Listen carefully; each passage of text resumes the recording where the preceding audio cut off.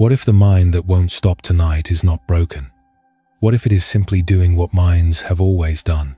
There is something almost tender in that question. The racing thought, the worry that circles back, the sudden memory arriving uninvited at 11 at night. These are not signs that something has gone wrong with you. They are signs that you are human, and that you are lying in the dark with a mind that has been moving since before you were born.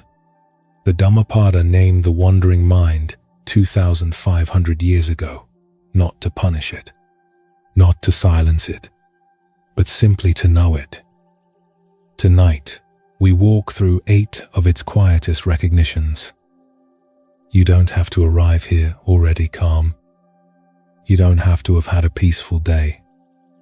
Wherever this night finds you, exhausted or wired, heavy or numb, that is exactly the right place to begin. If you feel like it, to leave one word in the comments. Just one word for your mood tonight. No explanation needed. I'll be reading them. I chose this text because I spent a long time believing that a restless mind was evidence of something missing in me, and it took years to understand that the Buddha's response to the wandering mind was never disappointment, only recognition. Tonight's journey moves through the Thai forest tradition, the Korean mountains of the Joseon period, 13th century Vietnam, the Himalayas, the banks of the Yellow River, ancient Sri Lanka, medieval Japan, and the high valleys of Bhutan. 8 traditions.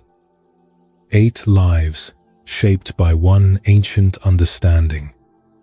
These stories are contemplative in nature, not medical or therapeutic advice. Find the position your body wants.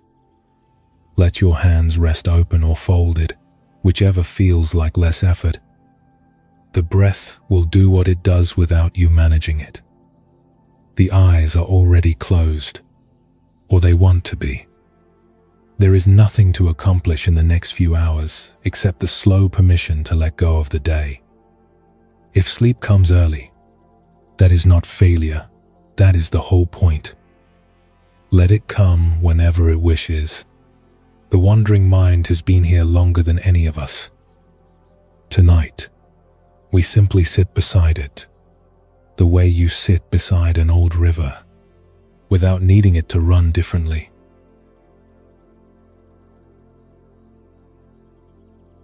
The heat in northeast Thailand does not leave when the sun goes down. It settles differently, softer, less direct, but it stays. The air at night in the forests of Isan holds warmth the way old stone holds warmth, slowly releasing what the day put into it. And the darkness that comes with the evening carries the smell of wet earth and tamarind, and the particular green river scent of undergrowth after rain. Cicadas fill the silence with their long electric note. Frogs near the low places answer in pulses. Somewhere above, invisible in the canopy, a nightjar calls once and does not call again. This is what night sounds like here. It has sounded this way for 10,000 years, and it will sound this way long after every concern that is keeping you awake tonight has dissolved into something you can no longer remember. Settle into the weight of your body for a moment. Let the sounds around you, whatever they are, wherever you are listening from, become part of the background rather than the foreground. You do not need to attend to them. They will do what they do without your help. And somewhere in this settling, we begin with a verse that is older than most of what we think of as civilization, spoken by a wandering teacher in northeastern India, sometime around the 5th century before the Common Era, and preserved in Pali in a collection called the Dhammapada, the Path of the Teaching. The verse belongs to the chapter called the Cittavagga, the chapter about the mind. It is the 33rd verse in the collection, and it says this: The mind is trembling, fickle, difficult to guard and hard to restrain. The wise one makes it upright. Like a fletcher straightens an arrow. There is something worth staying within those words before the story begins. Not the second half, the fletcher, the arrow, the straightening. The first half. The mind is trembling, fickle, difficult to guard. This is not a diagnosis of the broken mind. This is a description of the mind. Any mind. The mind that memorized scriptures for 40 years. The mind that sat in perfect stillness for decades in a cave above the tree line. And the mind you brought to this hour tonight, the one that is still moving, still producing, still circling back to the thing you meant to resolve today and did not. That mind too. The Buddha named it with the same words. Not broken, not failing, trembling, and fickle, difficult to guard. And in that naming, in the simple, clear-eyed recognition of what the mind is, there is already something that functions like relief. We begin there. A young monk named Cha walked alone into the forests of Isan in the summer of 1946. He was 28 years old, born in a farming family in Ubon Ratchathani, province, to parents who had grown rice on the same land for generations, who had given him to the local monastery as a novice at the age of 9, in the way that many families of the region did, both as a merit-making act and because the monastery could offer the boy an education that the family could not afford otherwise. He had learned to read and write there, had learned to chant, had learned the basic texts and the basic discipline. He had returned to the family farm in his early teens to help with the planting, had felt the pull of the monastic life so strongly that he could not stay away, and had taken full ordination at 20. His ordination name was Subhado. His family called him Cha. The village called him the monk's son. None of these names would be the name the world would eventually come to know him by. He had spent 8 years in the formal life of the monastery, studying the traditional curriculum that the Thai Buddhist establishment required of its monks: Pali grammar, doctrine, abhidhamma, philosophy, the rules of the Vinaya, the commentarial literature that had accumulated around the original texts over centuries. Offhand, he had studied with genuine dedication. He had also developed, slowly and without entirely meaning to, the quiet and persistent conviction that he had not yet understood anything that mattered. The words were in his head. They had not yet reached anywhere below his collarbone. His father's death, that year, made the gap visible in a way he could not ignore. The grief was not what surprised him. Grief was appropriate. Grief was human. He had known grief before. What surprised him was the distance between what he knew and what he felt. He had read, many times, the Buddha's teachings on impermanence, on the nature of loss, on the way that clinging to what must eventually go is the root of suffering. He could reproduce these teachings from memory, could explain them in terms a child could understand. And yet, sitting in the monastery courtyard the evening after his father's funeral, watching the light fade from the walls, he felt a weight that no amount of doctrinal understanding lifted even slightly. The understanding was there. The relief it was supposed to bring was not. He had heard of the Tudong monks, the wandering forest ascetics who followed a tradition older than the settled monastery life, older than the formal curriculum, older perhaps than most of what Thai Buddhism had become. They practiced in the style of the earliest disciples, sleeping in forests and caves, and cremation grounds, owning almost nothing, eating only what was placed in their bowls during the morning alms round, and nothing after noon. They sought out masters in remote places, teachers who taught not through lectures, but through the quality of their own presence, through the way they moved and ate and sat in silence. The tradition had been reviving in the northeast under the influence of a severe and brilliant teacher named Ajahn Mun, whose methods were producing monks of a different kind than the monasteries were producing, monks who seemed, to those who encountered them, to carry something in their bearing that the formal curriculum had not given them and could not give. Cha asked permission from his abbot to leave. He took his robes and his bowl and the large umbrella that Tudong monks used as portable shelter, rigging it over a low branch with a cloth hanging down to keep the rain off while they slept sitting up. And he walked into the bloat forest. And for the next 7 years he did not stop walking for very long. The forest of Isan in the 1940s was still genuinely wild in the way that forests rarely are now. Tigers moved through it.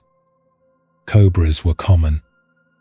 The villages were small and scattered, the roads between them unpaved and seasonal, the distances between human settlements large enough that a monk walking with his head down could spend a full day without seeing another person.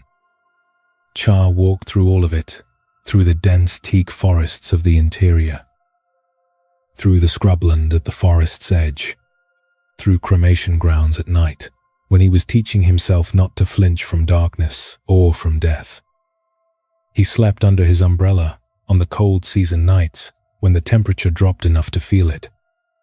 He ate whatever the village women placed in his bowl each morning, sometimes rice, sometimes vegetables, sometimes almost nothing. And he sat with the experience of hunger, the way the teachings asked him to, as an object of observation rather than an emergency requiring solution. The first weeks were nothing like what he had expected. He had imagined that removing himself from the noise and the obligation and the schedule of the monastery would create a natural silence, that the mind, deprived of its usual material, would begin of its own accord to settle. What he found instead was that the mind required no external material at all. It was entirely capable of generating its own, without lessons and ceremonies and the rhythms of communal life to organize the hours. The mind organized itself around its own restlessness. It rehearsed arguments with monks he had left behind, arguments those monks would never know he had won. It replayed conversations from years ago, amended his own responses for the better, improved the outcomes. It composed elaborate worries about tomorrow's meal and the approaching monsoon, and a student he had left without adequate instruction and his mother alone in the village. It produced.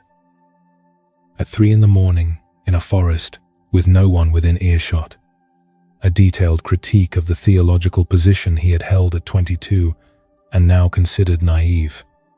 He sat beneath a large tamarind tree one night, his back against its rough bark, listening to the forest settle around him. He had been attempting to meditate for 2 hours. By no standard he had been taught could he say he had succeeded. His mind had traveled, in those 2 hours, to perhaps 50 different locations and covered at least 3 different decades. It had produced a dozen distinct moods. It had, at one point without his permission, begun composing a formal letter to his abbot, explaining his decision to leave. A letter he had already explained in person, to an abbot who had understood and had composed 3 drafts before he noticed what he was doing. He stopped fighting it, not from wisdom, not from the sudden flowering of insight he had read about in the lives of the great masters. He stopped because he was exhausted in a way that had moved past the muscles and into something deeper, and because it seemed, on that night, under that tree, more honest, to simply watch the mind doing what it was doing than to spend more energy commanding it to do otherwise.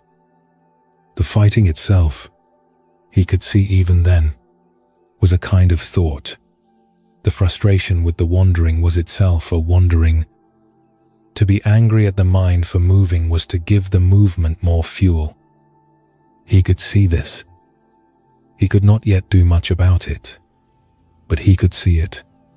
And in the stopping, in the simple watching, something shifted. Nothing dramatic. The thoughts did not stop. The mind did not go quiet and clear in the way the poetic descriptions in the texts suggested it might. But he noticed something he had not, until that moment, actually noticed. The thoughts were passing. Each one arrived, occupied some portion of his attention for a second, 10 seconds, perhaps a minute, and then, without his doing anything at all, let go. Not because he pushed it away, because that was what thoughts did. They came because that was their nature, and they left because that was their nature too. They were impermanent in a way he had studied extensively and never, before this night, felt in his own body as a direct and immediate fact. He thought of the verse, "The fletcher does not rage at the arrow for being crooked, does not grip it in frustration and demand that it become straight through the force of his wanting.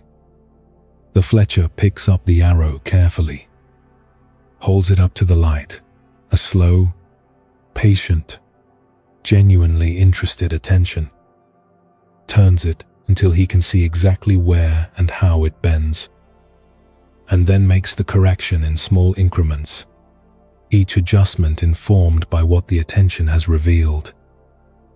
The arrow coming to its rightness, not through force, but through being seen clearly. The seeing is the work. The seeing is the straightening." He sat with that for a long time. The tamarind bark was solid against his spine. The frogs near the low water continued their conversation. Somewhere above him, a bat moved through the dark in a quick, invisible arc, hunting by sound through the space between the branches. A dog barked twice somewhere to the east and went quiet. The forest continued what it had always been doing, with complete indifference to the young monk sitting at the base of the tamarind tree. And that indifference was, he found, oddly comforting.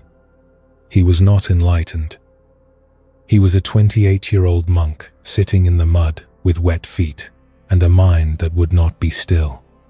And he was tired enough that the honesty required to simply watch rather than fight had become easier than the alternative. But somewhere in that tiredness, something had come loose that had been held tight. Not the thoughts. The thoughts were still there, still moving, still producing their endless material. What had come loose was his relationship to them.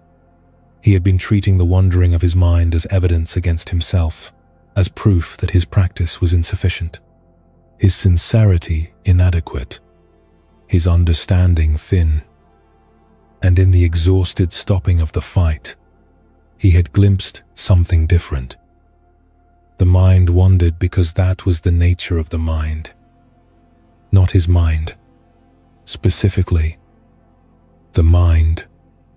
The same mind the Buddha had described in those words 2,500 years before this night in the tamarind forest. This was not a failure. This was the starting point. He remained at that tree until the forest began to grey at the edges with the first suggestion of dawn. He did not sleep much that night, but he rested. There is a difference between those two things, and he was, that night, beginning to understand it for the first time.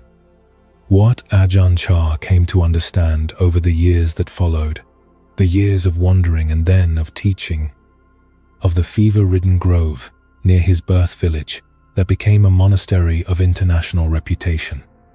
Of the thousands of students from Thailand and Europe and America who came to sit with him in that forest, was that the verse did not promise stillness. It promised something more useful, clarity about what the mind actually is, so that you could stop punishing yourself for having one. The mind is trembling, fickle, difficult to guard. This is not the description of your mind on a bad day. This is the description of the mind on any day. The monk who has meditated for 40 years and the person lying awake at midnight with tomorrow's worry on their chest, they have the same mind, the same fickle, trembling, difficult to guard mind.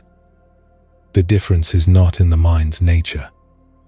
The difference is in the relationship to that nature. One person fights the river, the other sits beside it. What happens when you fight a river? The river does not stop. The river does not acknowledge your position on the matter. The river continues to be a river. And you, who have been fighting it, are now wet and exhausted on top of whatever you were before. But if you sit beside the river, if you simply stay beside it with a patient attention, the way a fletcher stays beside the arrow, something begins to happen on its own. Not because you commanded it, because it is the nature of the mind, when it is not being fought, to find the direction of stillness. Like water finding the path of least resistance through stone. Not because the stone forces it, because that is what water does when left to follow its own nature. This is what the verse is pointing toward. Not the absence of the trembling, the recognition of it. And in the recognition, in the honest, clear-eyed, uncombative seeing of the mind as it actually is, the beginning of a different relationship with the night. Let the body settle now, heavier than it was when we began. The breath has been finding its own length while you listened, without your management, without your effort. The shoulders, if you notice them, have already released something without being asked. The mind is still moving. Perhaps that is fine. That is the mind being the mind. That is verse 33, confirmed again and again in your own experience, but watched now rather than driven, seen rather than fought. If sleep comes now, let it come. You do not need to be awake to receive what this night is offering. The understanding works in the body even when the thinking mind has gone quiet. Rest is welcome here. Whenever your body decides it is ready, breathe in slowly. Breathe out slowly. The tamarind forest in Isan is still breathing the way it breathed in 1946. The cicadas still filling the silence with their long note. The frogs still answering from the low places. The darkness still holding everything without effort, without demand. We travel now to the Korean mountains, to a winter night in the Joseon period, to a monk named Gyeongheo, who walked into a village dying of cholera and found, in the face of death, the same wandering mind and a different door into its nature. Let the breath carry you there gently, the way water carries a leaf downstream. Slowly, without hurry. Feel the weight of your hands resting where they rest. The night is long. There is no need to rush toward morning. There is something specific that Ajahn Chah said, many years after that tamarind tree, to a group of Western students who had come to his monastery hoping to learn how to quiet their minds. He said, "You cannot force the water to be still by pushing it. When you push water, you create turbulence. But if you simply stop pushing, if you hold very still beside the water and let it settle on its own terms, it finds its clarity by itself." It was always clear. The turbulence was never its true nature.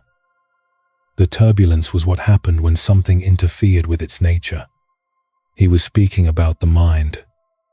He was speaking about that night in the forest, which he never fully left behind, which is to say, he carried it with him as the beginning of everything he would later understand and teach. The person lying awake tonight, watching the ceiling or the darkness behind their eyes, cataloguing the day's unfinished business and tomorrow's approaching requirements. This person is not doing something wrong. The mind is doing what the mind does. The Dhammapada said so. It said it with a kind of gentleness that can be easy to miss. Because the words are simple and the translation often loses the quality of recognition in them, the sense that the person who wrote them had themselves watched a mind that would not be still and had found, eventually, not a way to stop it, but a way to sit beside it that changed everything. Trembling. The word in Pali is vandanam, a fluttering, a quivering, the movement of something that has not found its resting place yet. Not a catastrophe, not a sign of damage, simply a description of a mind that is still searching for the stillness that is its own deepest nature. The Fletcher sees the bend in the arrow and does not despair. The Fletcher simply begins the slow, patient work of seeing clearly, and the seeing, over time, is enough.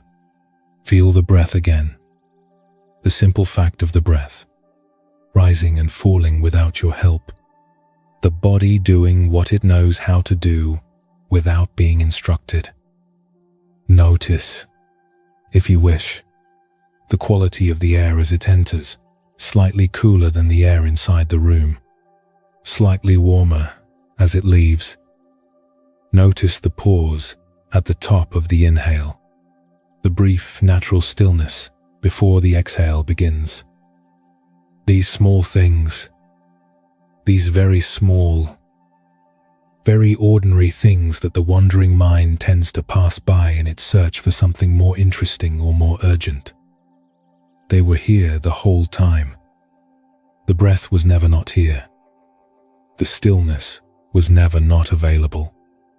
It was simply waiting, with the patience of a tamarind tree in the dark, for the fighting to stop. You have stopped. You are here. That is the whole practice and the whole beginning. The Fletcher has picked up the arrow. The arrow will find its rightness in time.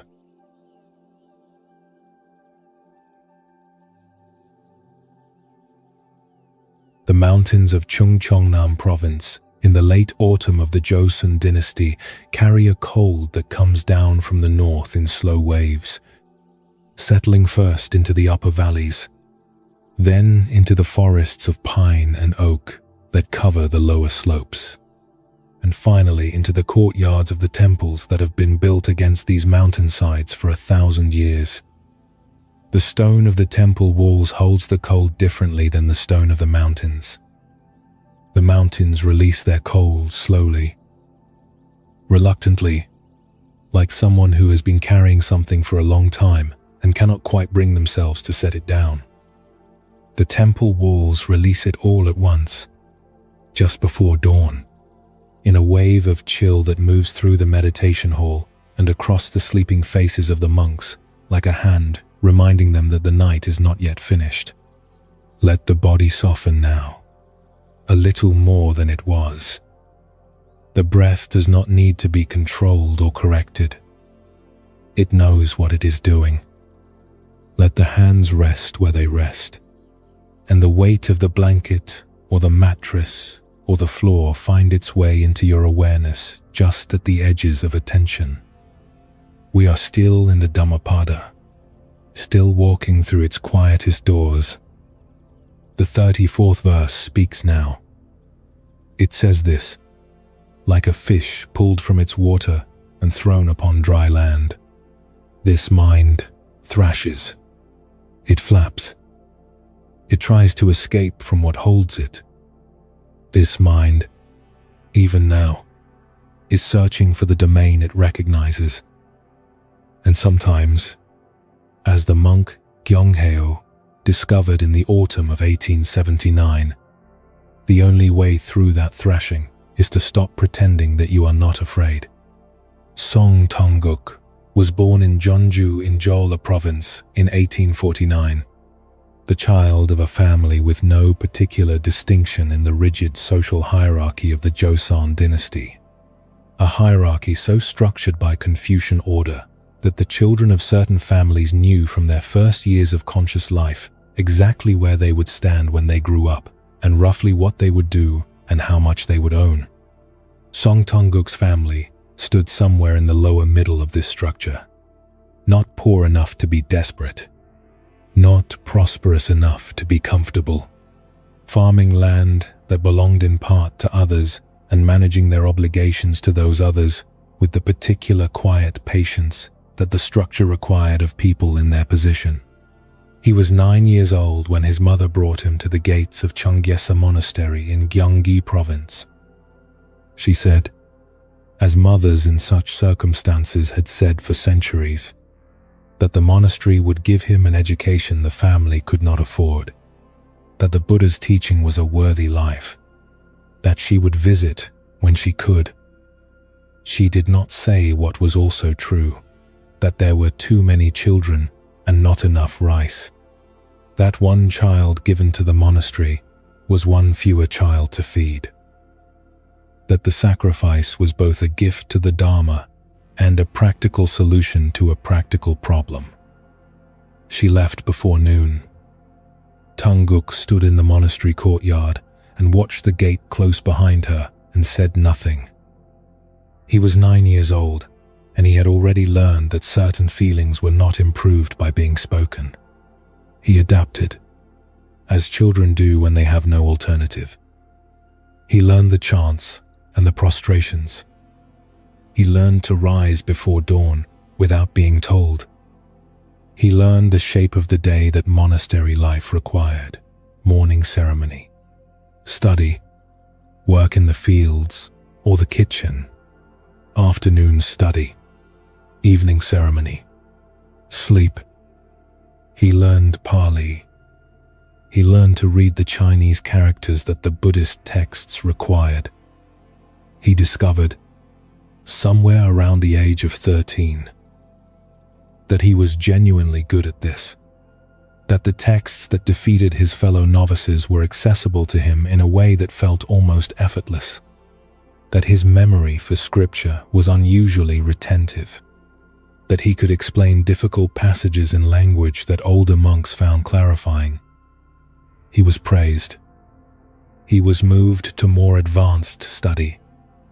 When his teacher Kiho disrobed and sent him at 14 to continue his studies at Donghaksa under Master Manhwa, he arrived already marked as someone who would one day teach.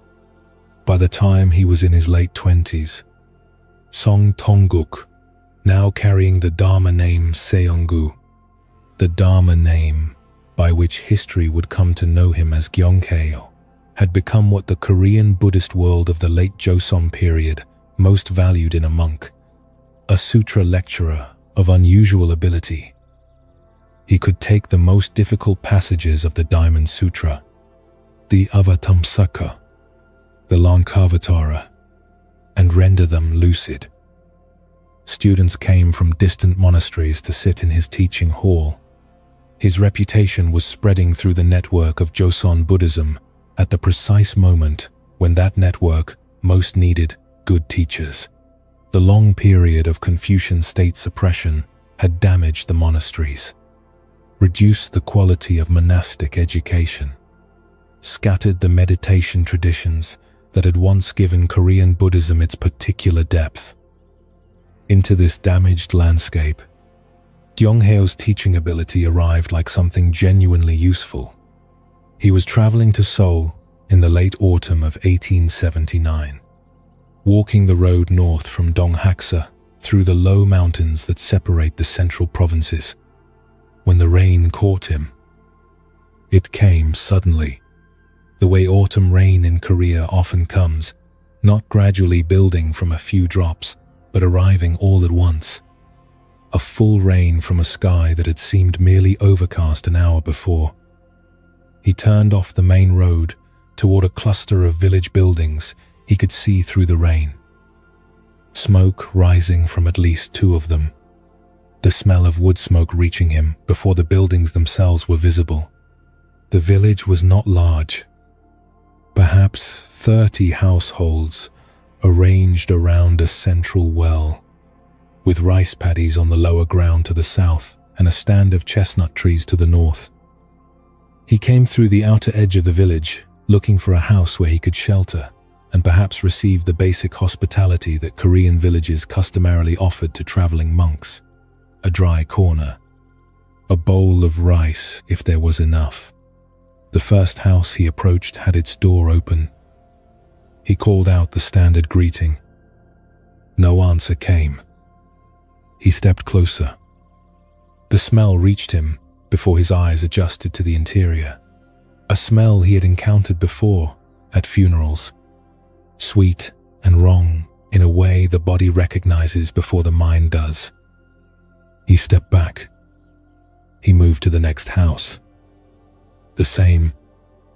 A closed door this time, and when he opened it, what he found inside made him close it immediately and stand very still in the rain for a long moment.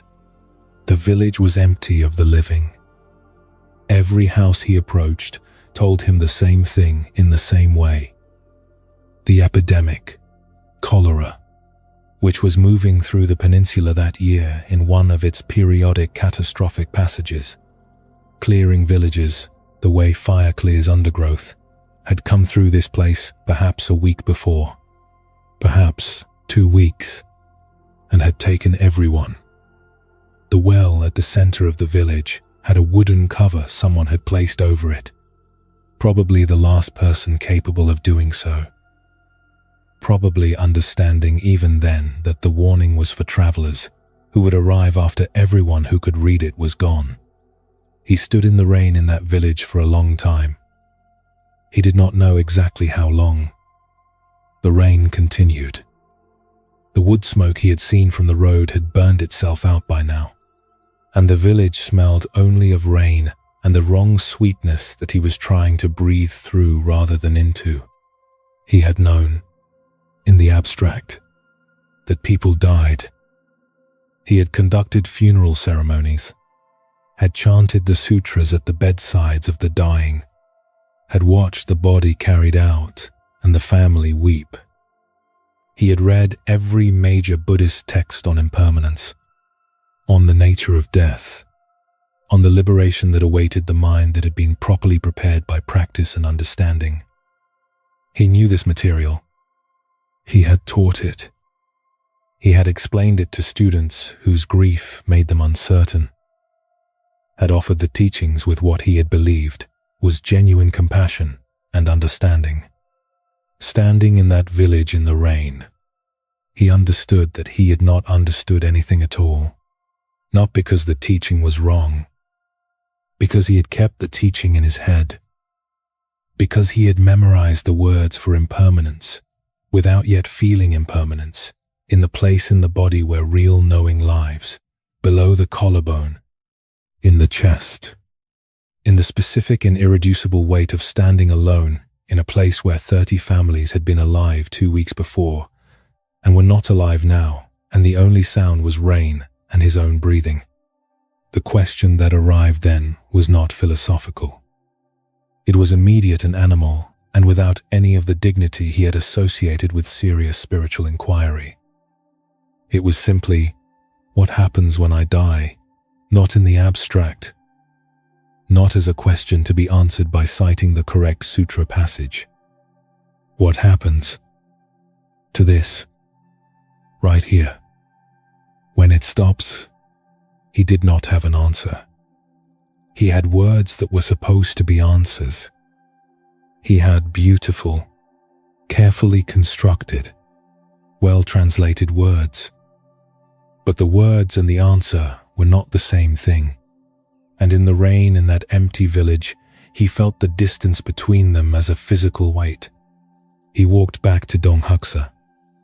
He stood in front of his assembled students the next morning and told them that he was dismissing them, that he had nothing to teach them, that he was going to sit until he understood what he was supposed to understand, and that they should find other teachers who actually knew what they were talking about. Several of the students protested. He did not argue with them. He closed the teaching hall and went into solitary retreat. And he did not emerge as the teacher his students had known before. What followed was 8 years of practice of a kind different from anything he had done before. Not the practice of a young monk learning the curriculum. Not the practice of a capable scholar consolidating his understanding. The practice of a man who had stood in a ruined village in the rain and discovered that the gap between what he knew and what he understood was large enough to swallow him. He worked with a koan, a riddle in the Seon tradition that cannot be solved by the thinking mind, that must be cracked open by something below and beyond intellectual effort. The koan given to him was this: even if I become a cow in my next life, I will be a cow without nostrils. He did not understand it. He was meant not to understand it. He sat with the not understanding until the not understanding became something else.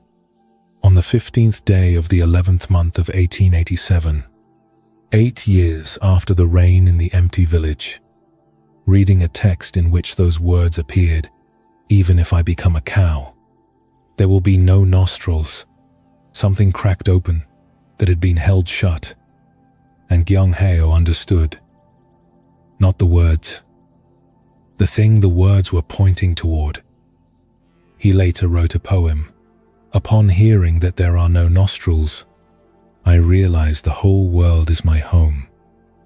On the path under the mountain in June, people in the fields are singing the song of good harvest.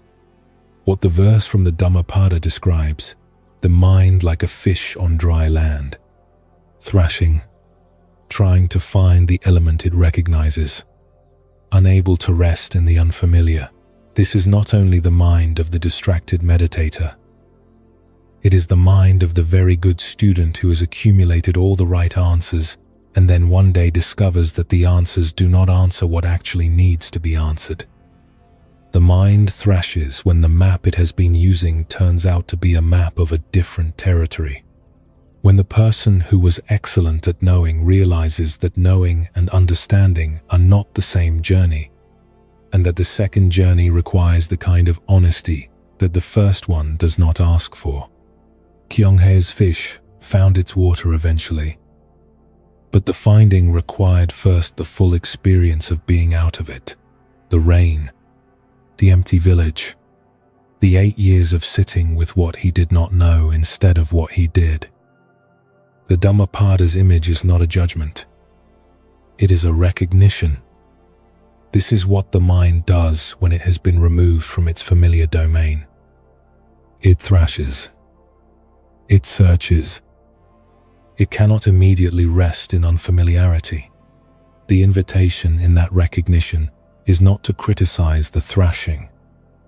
The invitation is to notice it, to see it clearly, the way Gyeongheo eventually saw it clearly, and to understand that the thrashing is not evidence of failure. It is evidence of a mind that is genuinely trying to find its way home. Whatever your mind is doing right now, wherever it is traveling, whatever it is searching for, whatever familiar ground it is trying to locate in the darkness of this late hour, that searching is not failure. That is the fish moving, which is the fish being alive, which is the fish eventually finding the direction of deeper water. Let the breath carry you now a little further down, the chest rising and falling without effort, the body heavier than it was some minutes ago. The mind may still be moving, that is fine. That is the mind being a mind. That is verse 34 still being true. But watch now with something that is not quite struggle. Something softer. The fish is still in the water. The fish was always in the water. It simply did not always know it. If sleep comes now, that is the water. That is the element the mind has been looking for. Let it come whenever the body is ready, without forcing, without demanding, without the particular exhaustion that comes from trying too hard to rest. We move now further along the Dhammapada's quiet path, to 13th century Vietnam, to a king who set down his crown and walked into the forest, and found in the teaching of the guarded mind something that neither his throne nor his victory in war had been able to give him. Let the breath lead you there. Let the body grow heavier. Let the eyes stay wherever they have settled. The night is long, and you have already come very far. There is something worth staying with in what Gyonghaeo's story offers that can be easy to move past too quickly. The 8 years. Not 8 days. Not 8 weeks. 8 years of sitting with the gap between what he knew and what he understood, between the words and the thing the words were pointing toward. This is not a story about sudden transformation in a rainstorm. The rainstorm cracked something open. The crack then had to be lived inside for 8 years before what was on the other side became accessible. The mind that is thrashing tonight, if it is thrashing, if it is searching for the familiar ground that sleep seems to be withholding, is not failing at something easy. The distance between the surface of the mind and the deeper water of genuine rest can be, on certain nights, a long distance. The fish does not always find its way back quickly. Sometimes it takes time. Sometimes the thrashing has to exhaust itself before the natural direction downward becomes available again. What Gyonghaeo found after his 8 years was not a mind that no longer wandered. His subsequent biography makes this clear. He was famously unconventional, difficult to predict, given to disappearing without explanation and reappearing in unexpected places. His mind continued to move. What changed was his relationship to the movement. He had cracked the distance between knowing and understanding, and what he found on the other side of that crack was not stillness as an absence of movement. It was something more like water that moves and yet is always water, always fundamentally itself, always in its element, always carrying beneath its surface the quality of depth that the surface movement does not contradict. This is what the 34th verse is pointing toward. Not the elimination of the thrashing, the recognition that the fish is always in water, even when it does not feel like it. The mind is always closer to rest than the thrashing suggests. The familiar ground that the searching mind believes it cannot find is not absent. It is simply deeper than the current level of attention can reach. On some nights, the way to deeper water is through a long stillness that the body finds on its own when you stop fighting for it. On other nights, it is through the slow, patient watching of the thrashing itself, the way Gyonghaeo watched his confusion and his fear in the rain in that empty village, until the watching and the watched are not as separate as they seemed. Feel the body now, the specific weight of it, the specific warmth of it, the specific contact between skin and whatever surface it rests upon. These simple facts, the breath arriving, the breath leaving, the small sound of the exhalation, barely audible, the way a stream is barely audible when you are some distance from it and the night is quiet. That sound has been here the entire time. That particular quietness has been available since before you lay down tonight. The fish was never as far from the water as the thrashing suggested. Let the jaw soften. Let the muscles around the eyes release whatever they have been holding. The night continues, unhurried. The mountains of Chungcheongnam province are still cold above the temple. The pine trees are still standing on the slopes the way they stood in 1879. The stone of the courtyard walls is still releasing the last of the day's chill into the pre-dawn air. And somewhere in those mountains, 8 years after the rain and the empty village, a monk sat reading a single sentence and understood the whole world as his home. You don't need to stay awake for what this night is offering. The deeper water is there whether you are conscious of it or not. Rest is welcome here. Let the body choose when it is ready. We travel now to 13th century Vietnam, to the mountains north of Hanoi, where a king named Tran Nhan Tong laid down the emblems of power and found, in the practice of the guarded mind, the thing his kingdom had never been able to give him. Breathe out slowly.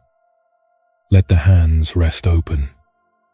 The night carries you forward without effort, like a river carries what is placed in it, without hurry, without resistance, without any need for the thing being carried to do anything at all.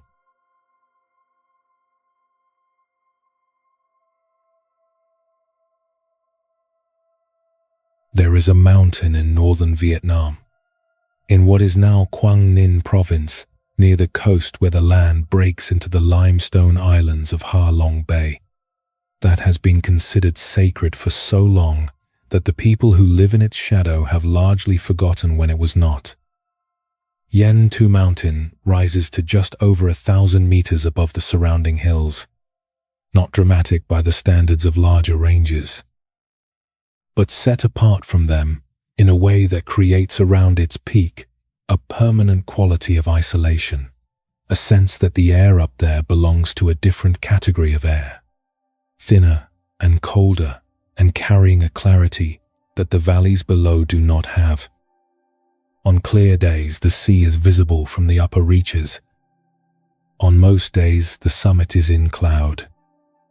The bamboo forests that cover the lower slopes give way to pine and then to rock. And somewhere in the transition from bamboo to pine, the quality of silence changes. It deepens. It becomes less like the absence of noise and more like the presence of something that has no name in any language. Let the body settle now, a little heavier than before. The breath does not need instruction.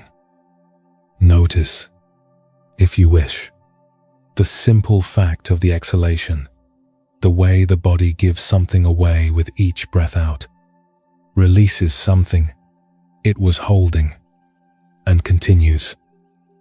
The Dhammapada's 35th verse speaks to us now. It says, the mind is difficult to guard, swift and wandering, alighting where it will. To train the mind is good. A trained mind brings happiness. We will hear that word, guard, in a new way tonight. Through the life of a king who discovered that the thing most worth protecting was not a throne or a territory or a dynasty. It was the mind itself, and that the guarding of it required, in the end, everything he had. Tran Kham was born in the year of the horse, on the 7th day of the 12th month of 1258, the eldest son of King Tran Than Tong and Empress Nguyen Than Tien Cam. The court historians who recorded his birth noted the usual signs that attended the birth of those destined for greatness in the Vietnamese royal tradition. A dignified bearing even as an infant, a luminous complexion, a quality of stillness unusual in newborns. The boy was given the nickname Kim Tien Dong Tu, Golden Immortal Boy, by courtiers who knew that flattering the royal infant was also flattering the king, and who may or may not have noticed that the infant did. in fact, have something unusual about him. Whether the unusual thing was spiritual in origin or simply the composed nature of a child born into absolute security is a question the historical record does not answer. What the historical record does tell us is that the boy who would become king was, from his earliest years of conscious understanding, drawn towards something the palace could not provide. His father, King Tran Thun Tong, was himself a man of serious Buddhist practice. He had been known to invite high monks to the palace for teachings, had himself spent time in contemplation, had understood the Dharma not as a ceremonial obligation, but as a genuine inquiry. The son learned Buddhism not as the formal palace curriculum, but as something that moved in him with the urgency of a real question. By the time Tran Kham was old enough to travel with the royal party to the mountains north of the capital, he had already begun to feel the particular restlessness that attends a person who is understood, earlier than most, that the life they are being prepared for is not the life that will answer what they are asking. He escaped the palace once, as a young man, before he became king. Alone, on foot, at night, he walked north toward Yentu Mountain, that sacred mountain he had seen from a distance during the royal journeys, the one that disappeared into cloud, the one whose bamboo forests held the hermitages of monks who had chosen a different arrangement of life than the arrangement being prepared for him. He was found by palace guards at a temple on the lower slopes of a mountain called Dongku, had been taken in by the abbot and given food and a place to sleep, and was brought back to the capital before he reached Yentu. He did not argue. He was a prince. He understood that certain desires had to wait. He waited. He married, as required, the eldest daughter of the queen's family. He became king at 21 when his father abdicated, in the custom of the Tran dynasty, to serve as retired emperor and advisor. He inherited a kingdom that was, in that decade, one of the most pressured kingdoms in Asia. The Mongol Empire under Kublai Khan had already taken China, already taken Korea, already demanded that the Tran rulers submit and provide tribute and passage for their armies. The demand had been refused. The consequence of refusal was invasion. In 1285, 500,000 Mongol troops crossed into Dai Viet from the north. The historical accounts of what followed describe a situation that should, by any reasonable assessment of military capacity, have ended in the kingdom's subjugation. Tran Nahan Tong, for he was king now, Tran Kham had become Tran Nan Tong, chose not to defend fixed positions against an enemy whose numbers made fixed defense impossible. He chose instead to draw the invasion in, to allow the Mongol forces to advance through the country while the Vietnamese population moved with their food and resources, denying the invaders what they needed. And then, when the Mongol supply lines were extended and the tropical heat had done its work on an army accustomed to the cold steppes, he struck. The Mongols withdrew. They returned in 1288 with a naval force as well as a land force. They were defeated again. The king who stood in the aftermath of that second victory had, by any historical measure, achieved something extraordinary. He had saved his kingdom. He had done it twice. He was 30 years old, and he knew, in the way that people who have lived through extreme intensity sometimes know things, that the intensity itself had been a kind of teacher, that the years of managing the invasion, of making the decisions that affected every life in the country, of carrying the weight of being the person on whom everything depended, had shown him something about the mind that nothing in the palace education had prepared him to see. The mind, under those conditions, had not been steady. It had been swift and wandering in the way the Dhammapada described, alighting where it would, on the reports arriving from the northern provinces, on the faces of the generals whose loyalty he was assessing, on the question of whether his read of the enemy's supply situation was correct, on the memory of the monks' hermitages on Yentu slopes that he had glimpsed once from a temple on a lower mountain. Years ago, before he became anyone, the mind had been useful, had processed and decided and remembered and planned with a speed and clarity that the situation demanded. But it had not been at rest. It had not, in the years of kingship and war, once been truly at rest. He gave the throne to his son Tran An Tong in 1293. His son was 17. The court was not entirely comfortable with the transfer of power to a 17-year-old, but the transfer was made, and Tran Nahan Tong became what the Tran dynasty called the retired emperor, a position of honor without the daily weight of administration. He used the years that followed to practice. He spent time with monks. He visited temples. He sat in meditation with a seriousness that was now no longer interrupted by the requirements of war.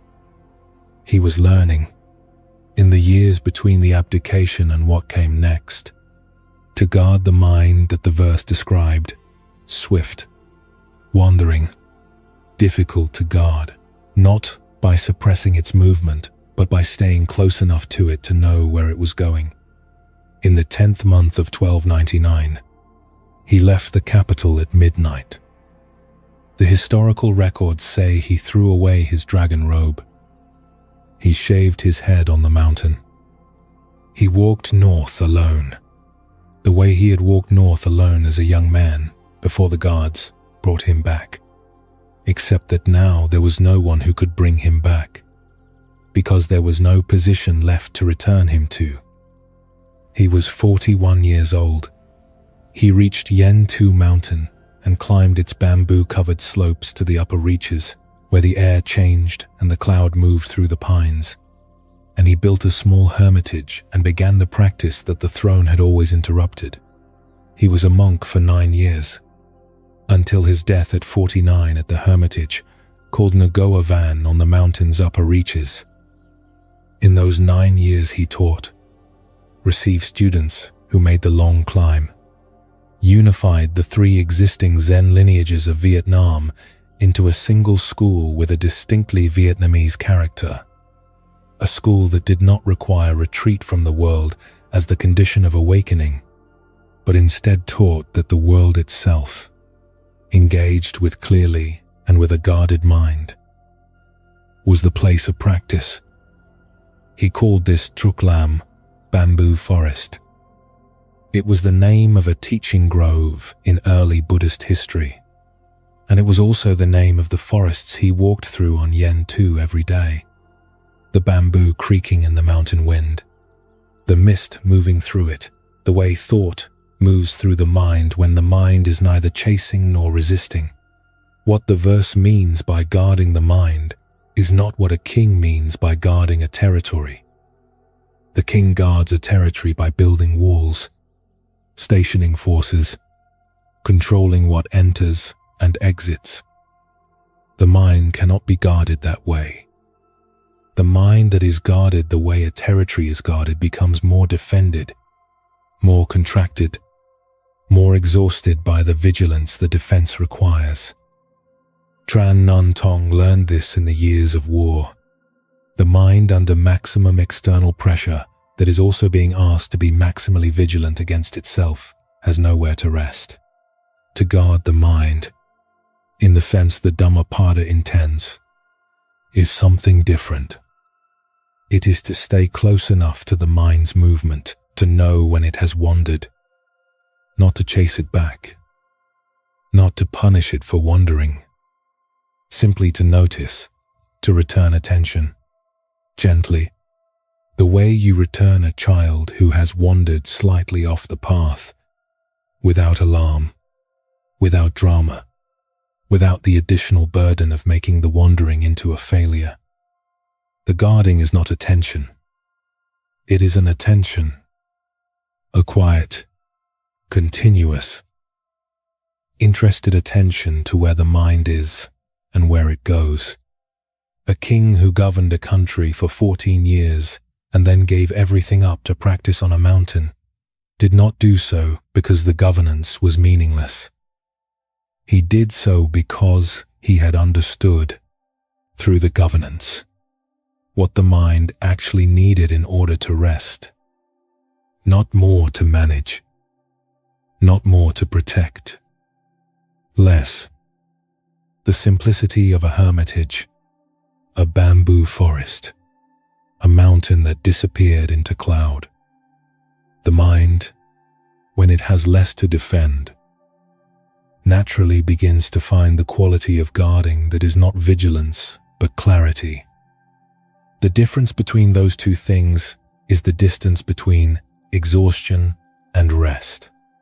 Tonight, whatever the mind is doing, wherever it is wandering, whatever it is reviewing and rehearsing and holding, the invitation is not to guard it in the way a king guards a territory.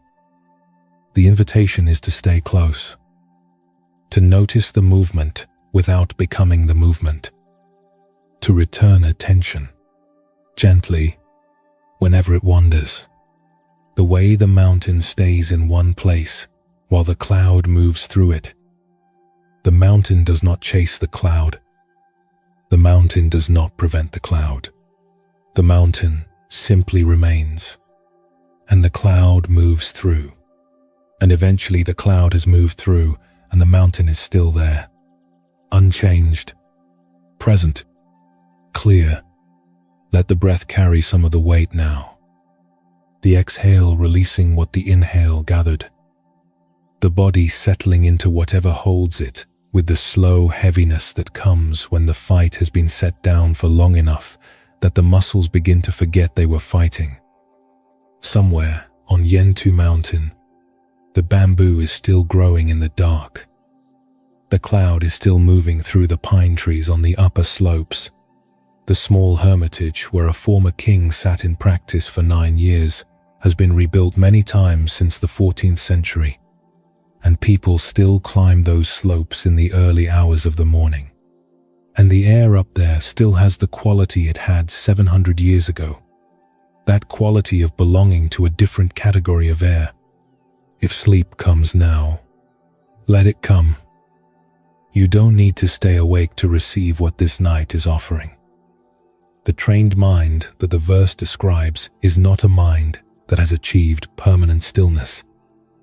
It is a mind that has learned to return again and again, without self-punishment, with the patient persistence of a king who waited for decades and then climbed the mountain alone at midnight because the time had finally come.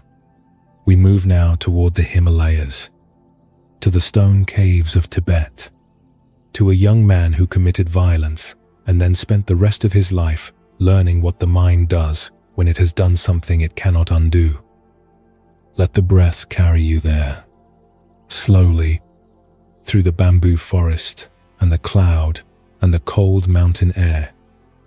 The hands rest where they rest. The body is heavier than it was. The night is still long, and you have come very far already without having moved at all. There is a detail in the historical records of Tran Nan Tong's monastic years that is easy to pass by but worth pausing with. The records say he practiced asceticism to such a degree that birds built nests in his hair and insects moved across his body without his brushing them away. This is the kind of detail that hagiographies include to demonstrate the depth of a saint's withdrawal from ordinary concerns, and it may be exactly that. But it is also, if taken more literally, a description of a mind that has genuinely stopped defending its perimeter. a mind so deeply rested in its own nature that the ordinary human impulse to protect the body from minor inconvenience had simply ceased to command attention. Most of us will not reach that place tonight. Most of us will not reach it this year. The birds will not nest in our hair.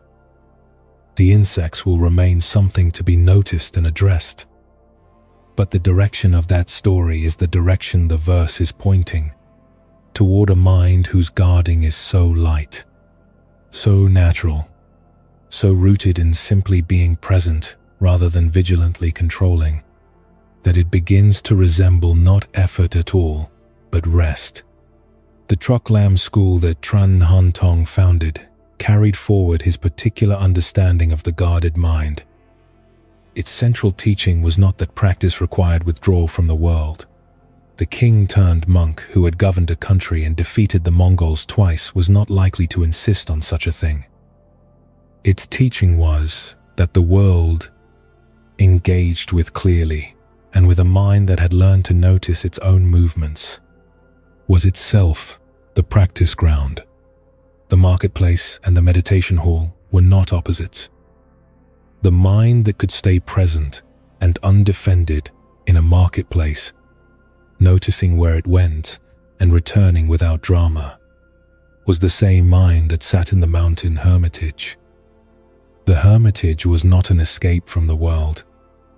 It was a laboratory for the quality of attention that the world required. Tonight the world has, for a few hours, receded. The marketplace is quiet. The obligations have been set aside, the way a king sets aside the dragon robe. What remains is the simple situation of a body in the dark and a mind that is still moving, still wandering where it will, still alighting on what it finds interesting or unresolved or worth worrying about. The guarding the verse invites is simply this: to notice. Not to stop the movement, to notice it, to stay close enough to the mind's wandering that when attention has drifted, when it has followed a thought about tomorrow or a feeling from yesterday or a worry about something beyond tonight's reach, you notice and you return gently, without making the drifting into a problem. The way a mountain stays where it is while everything moves through it. To guard the mind is to stay home in yourself. Not rigidly, not defensively. With the ease of someone who knows the house well enough that they don't need to be tense about it. Who can move through it in the dark without turning on lights, because they know where everything is. Tran Nan Tong spent 41 years coming to know his house. The throne was part of the learning. The mountain was where he put into practice what the throne had taught him. Feel the body now, the specific weight of it, the way it presses into whatever surface it rests upon, the breath arriving and leaving without being asked. These are not extraordinary experiences. They are the most ordinary experiences available to a human being.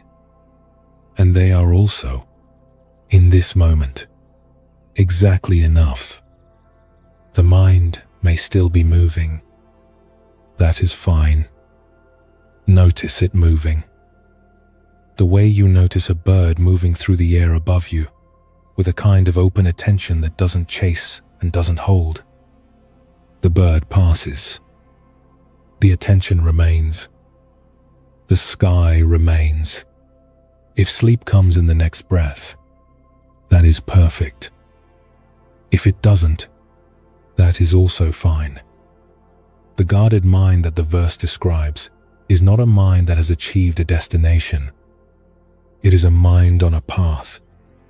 The same path the king walked up that mountain alone at midnight. The same path that becomes clearer with each step, not because the destination gets closer, but because the walking itself becomes more familiar, more like home. We travel now to the Himalayas, to caves above the tree line, to a young man whose name was Mila and whose story begins in violence and ends in a quality of stillness that those who encountered him could not fully explain. Breathe out slowly. Let the hands rest where they have settled. The Yentu bamboo forest recedes behind you, and the mountain air of Tibet begins to take its place, cold and thin and carrying, somewhere at its edges, the particular silence of very high places where the ordinary world does not reach.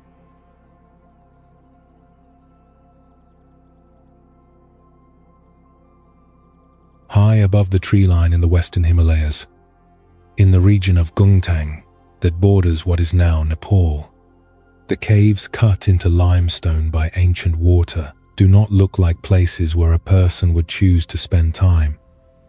They are cold with a cold that does not vary much between summer and winter because they have never been warm.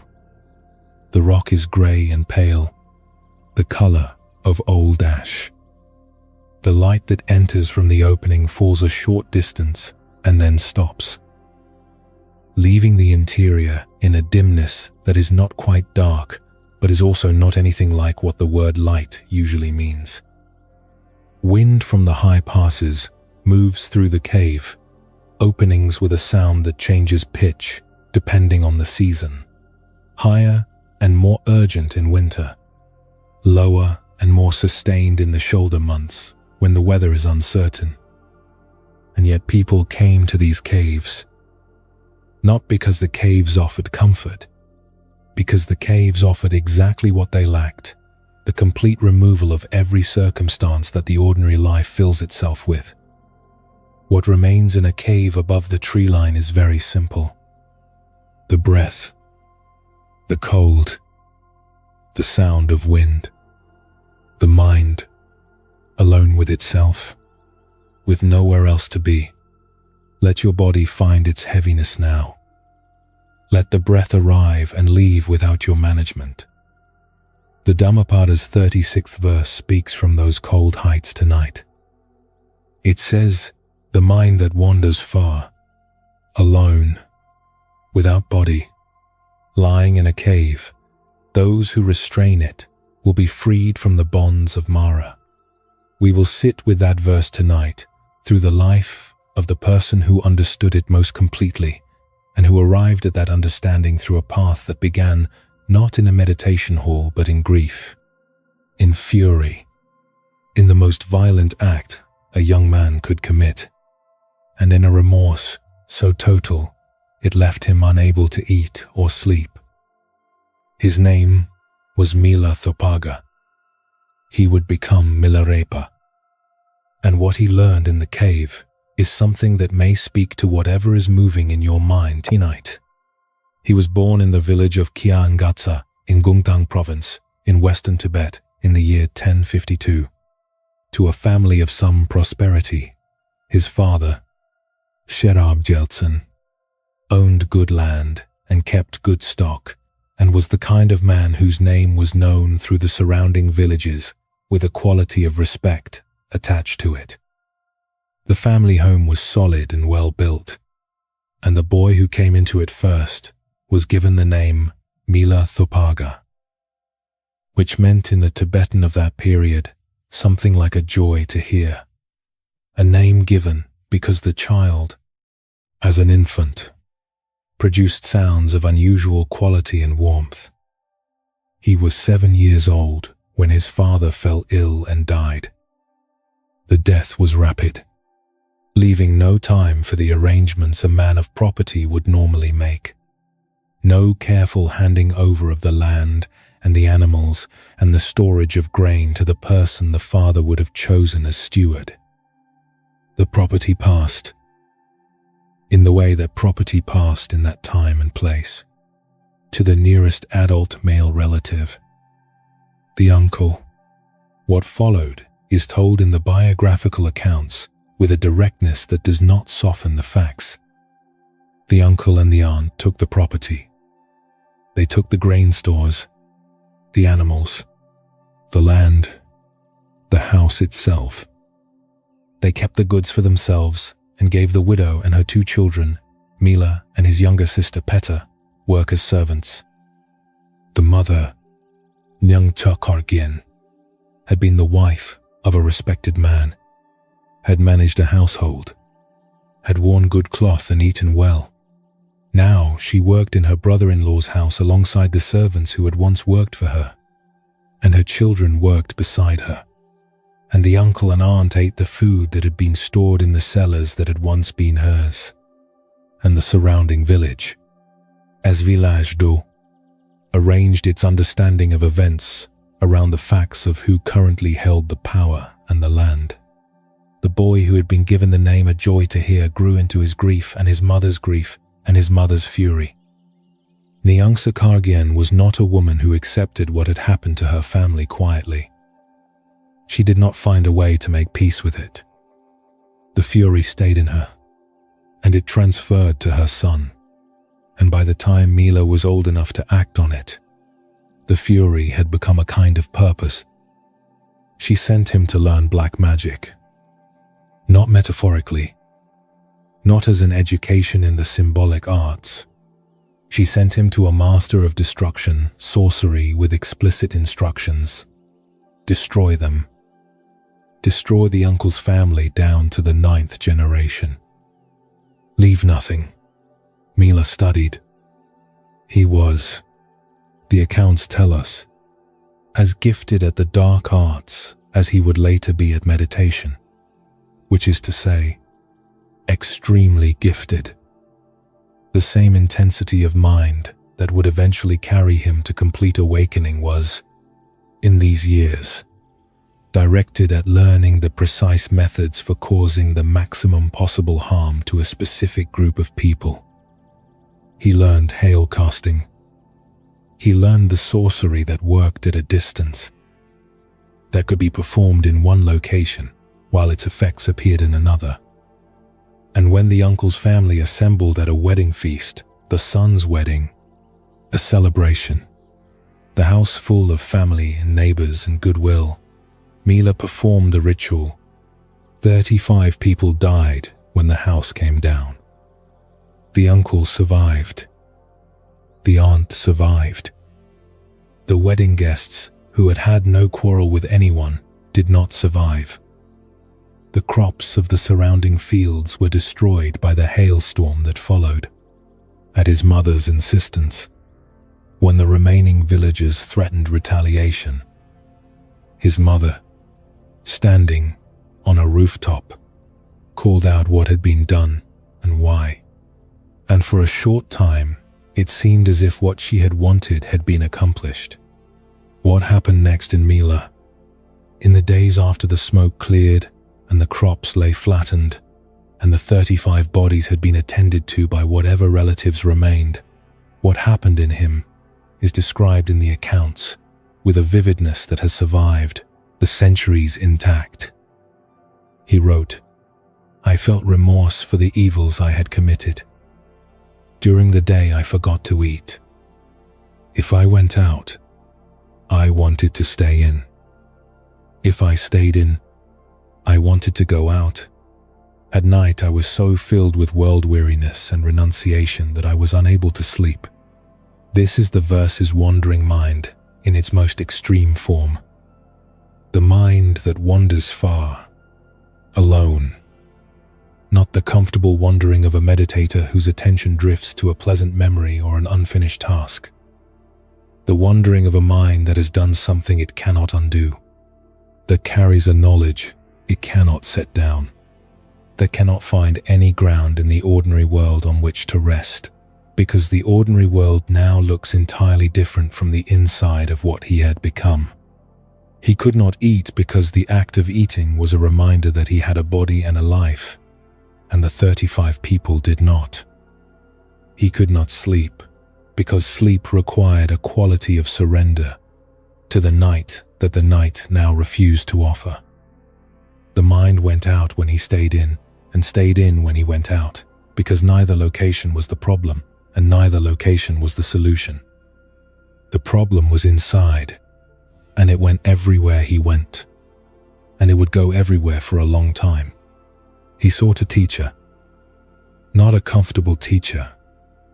He eventually found Marpa, a translator and tantric master who lived in Lodrak in southern Tibet, and who farmed and drank beer and looked, when Milarepa arrived at his gate, exactly like an ordinary person with a dusty face and a bad temper. Marpa had been expecting him. In the tradition's account, Marpa had dreamed of his coming. He had seen, in the dream, both the depth of what Milarepa carried and the depth of what he was capable of. And he had understood that the two things were related, that the same intensity of mind that had made the young sorcerer capable of mass destruction was the intensity that could carry him to complete awakening. If it could be turned, purified, rebuilt from the ground up. Marpa's method was not instruction. It was not comfort. He told Milarepa to build a tower, not a small tower, a large one, on the eastern ridge of a nearby mountain. Alone, without help, carrying the stones by hand, Milarepa built. When the tower was half finished, Marpa came to him and said he had reconsidered the location. Tear it down. Build it again. And on the northern ridge, Milarepa dismantled the half-built tower stone by stone and carried the stones to the new location and began again. The process repeated. Different shapes, different locations, different instructions that changed mid-construction. Different reasons given that Milarepa could not argue with because he was in no position to argue. His back developed sores from carrying the stones. The sores broke open and healed and broke open again. He wept. He nearly left. He contemplated ending his own life. He continued. The towers were not punishment in the ordinary sense. They were something more precise than punishment. They were the building and the tearing down of the same structure, over and over, until the idea that any structure he built was his own, until the fundamental clinging to what he had made, the reaching for permanence through effort, had been broken open by repeated demonstration of its own impossibility. The mind that wanders far and alone, that reaches for something to hold, that tries to secure itself through action and achievement and construction. Marpa was teaching Milarepa what the verse already knew. The holding does not work. The security is not in the structure. The freedom comes from somewhere else entirely.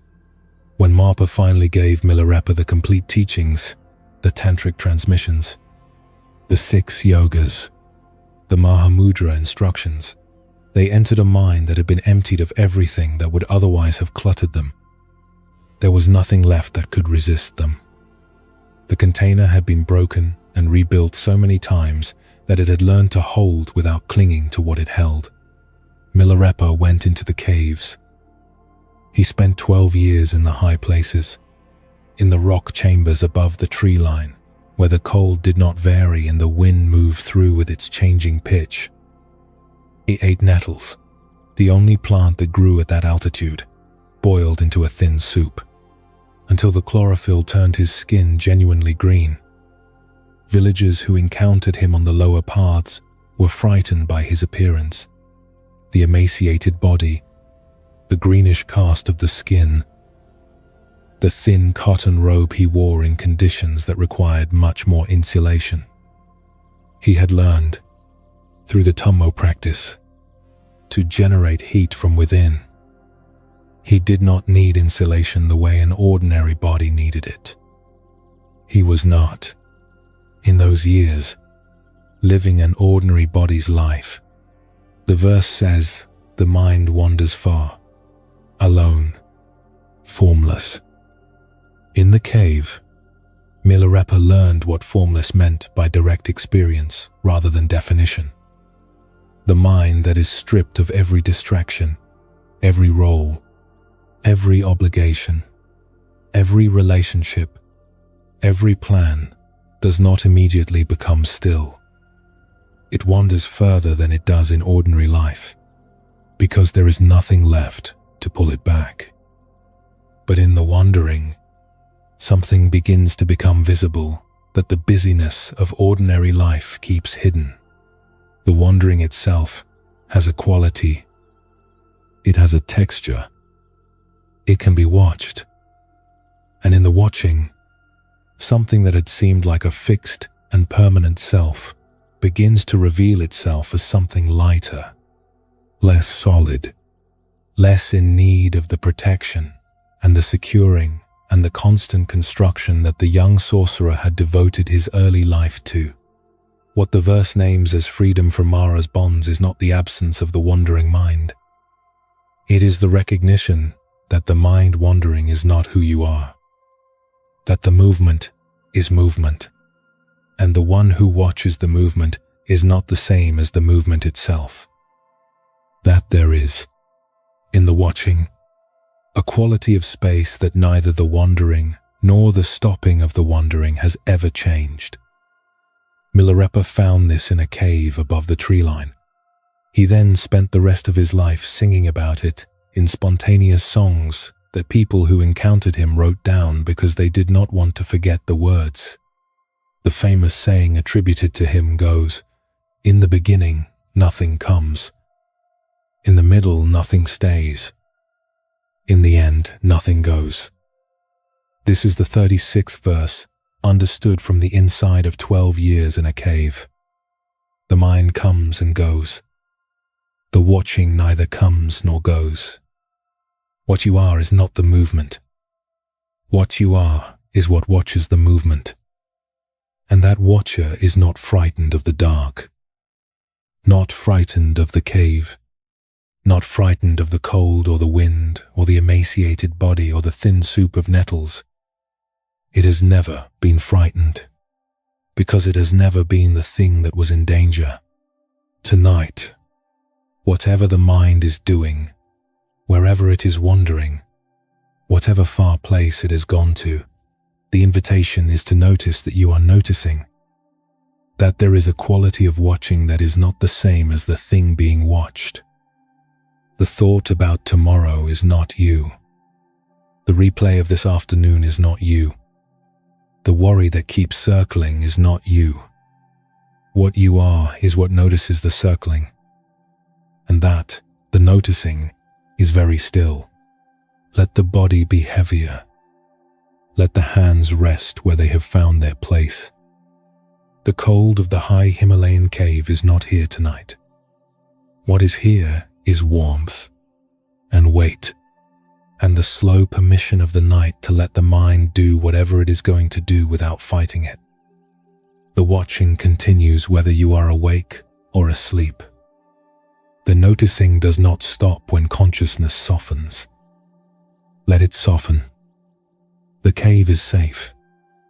The watcher is awake. If sleep comes in, this breath or the next, let it come. You have already done the only thing that was required. You stopped. You came here. You stayed. That is the beginning of everything Milarepa learned in 12 years. And you arrived at it tonight without leaving the room. We move now to the banks of the Yellow River, to a very old monk who sat in a garden in the 9th century and was asked a question. He answered in a way that no one expected. Let the breath carry you there, slowly, from the cold stone of the Himalayan cave to the warmer air of the Chinese lowlands, to the smell of river water and pine smoke and the evening light on a monastery courtyard. The hands rest. The body has settled. The mind wanders where it will, and you watch it wander. And that watching is already a kind of rest. There is a specific quality to the remorse Milarepa carried that is worth staying with for a moment, because it is different from ordinary guilt in a way the verse speaks to directly. Guilt tends to circle. It returns to the same facts, presents them slightly differently, finds new angles from which to revisit the same ground. It is, in a particular and painful sense, the wandering mind at its most relentless, the mind that has gone far and alone and cannot find its way back, because going back would require facing something it cannot fully face. Milarepa's remorse was different from guilt in this sense. It was not circular. It was total. It did not circle around the 35 deaths. It landed on them, remained with them, refused the small mercy of the circle. And in that totality, in the refusal to make the weight lighter by distributing it differently, something cracked open that more careful management would have kept sealed. This is one of the stranger lessons the verse contains. The mind that wanders far and alone, that cannot settle, that seems most desperately in need of restraint, is sometimes the mind that is closest to understanding something it would not have been able to understand from a more comfortable position. Milarepa's inability to eat, his inability to sleep, his inability to be either inside or outside without wanting to be elsewhere, this was not a malfunction. It was the mind recognizing, at every level available to it, that something had to change completely. Not partially, not at the edges, completely. And that recognition, however agonizing the form it took, was the beginning of the only journey that would eventually bring it to rest. The person lying awake tonight is not Milarepa. What happened in 11th century Tibet is not what is happening here. In this room, in this body, in this hour. But the quality of the mind that cannot settle, the mind that goes out when you stay in and stays in when you go out, is the same mind across centuries. And the verse addresses it across centuries. The mind that wanders far and alone is not a damaged mind. It is a mind that has not yet found the watcher, that has not yet noticed the noticing, that has not yet rested in the stillness, that is not the absence of the wandering but the ground beneath it. Milarepa found that ground in a cave. You do not need a cave. The ground is here. It has been here since before you lay down tonight. The only movement required is the movement of attention, not toward anything in particular, not away from anything in particular, simply a gentle turn toward the fact of the watching itself. The fact that you are aware. That awareness is happening. That the breath is arriving and you know it is arriving. And the knowing is very quiet. And the quiet does not depend on anything outside this moment being different than it is. Breathe in. Breathe out. The nettle soup and the cave and the 12 years and the 35 stones carried up the hill and the 35 carried back down again. All of it was pointing toward this, not toward a destination, toward a quality of presence that was always already here, waiting with the patience of cold stone and mountain wind for the wandering to exhaust itself and the watcher to be recognized at last. Rest is welcome here. Sleep is welcome here. The mind may wander where it will. The watcher remains. It was always here. It will be here through whatever the night brings, and through whatever the morning brings after that.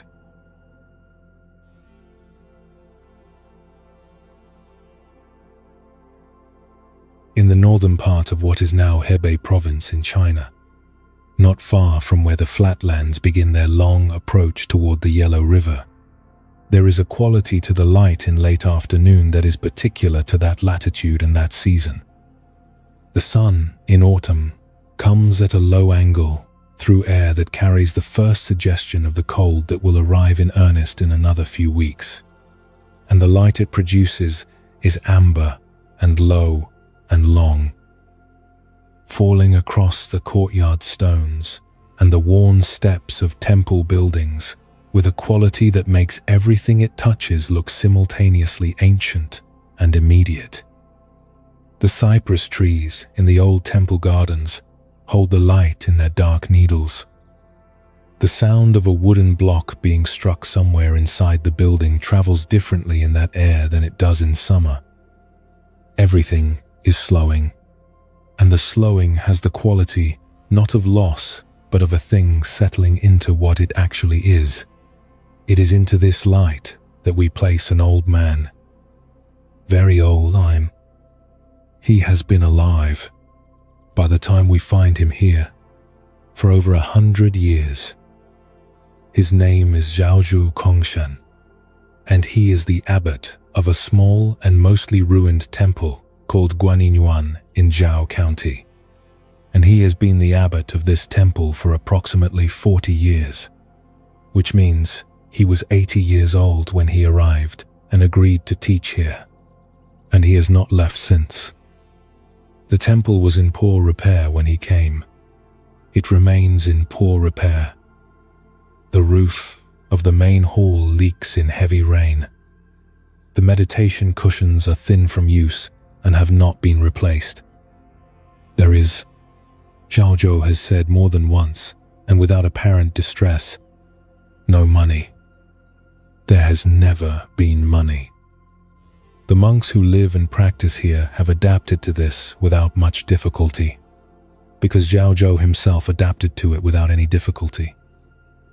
And it is hard to feel that a material condition is a problem when the person who has it the longest seems to find it entirely irrelevant.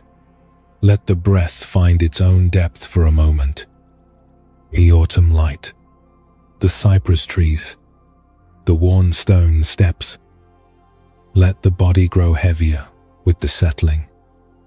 The Dhammapada's 37th verse finds us here, in this poor temple with its leaking roof, through a man who lived to be 119 years old and spent the last 40 of those years teaching in a place he chose specifically because it was small, poor, and asked nothing of him that he was not entirely willing to give.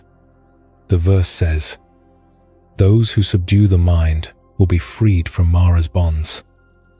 Tonight, we stay with that single word, subdue, and discover, through Zhaozhou, that it means something entirely different from what the ambitious mind tends to assume. Kongshan was born in the year 778, in the waning decades of the Tang dynasty, into a China that was at once culturally magnificent and politically fracturing.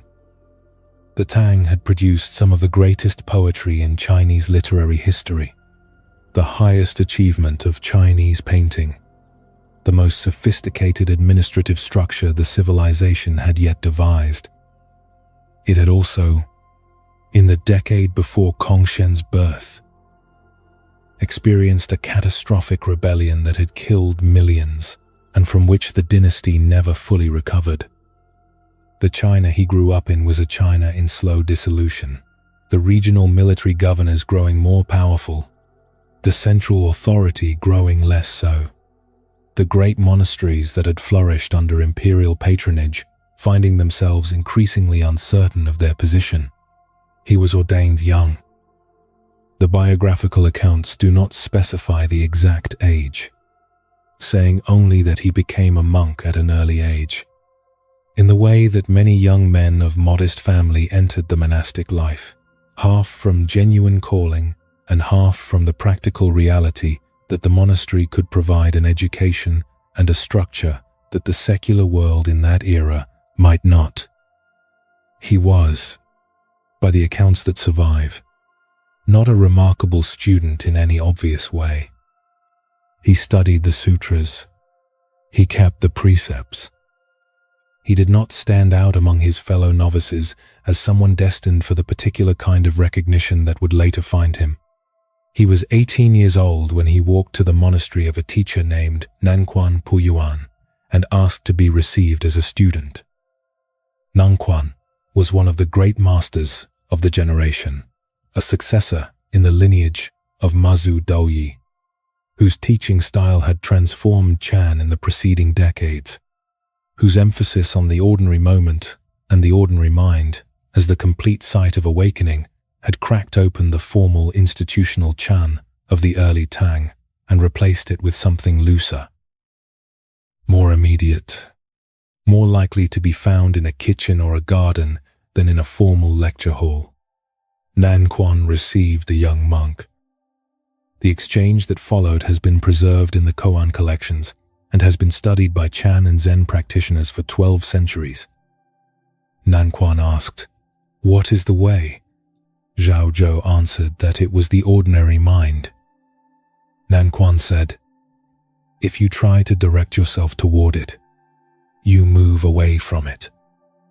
A long dialogue unfolded from there, and somewhere in that dialogue, the young monk understood something he had not understood before, not as a concept, not as a conclusion that could be stated and memorized and held, but as a direct recognition that the elaborate effort to attain the way was itself the obstacle to finding it.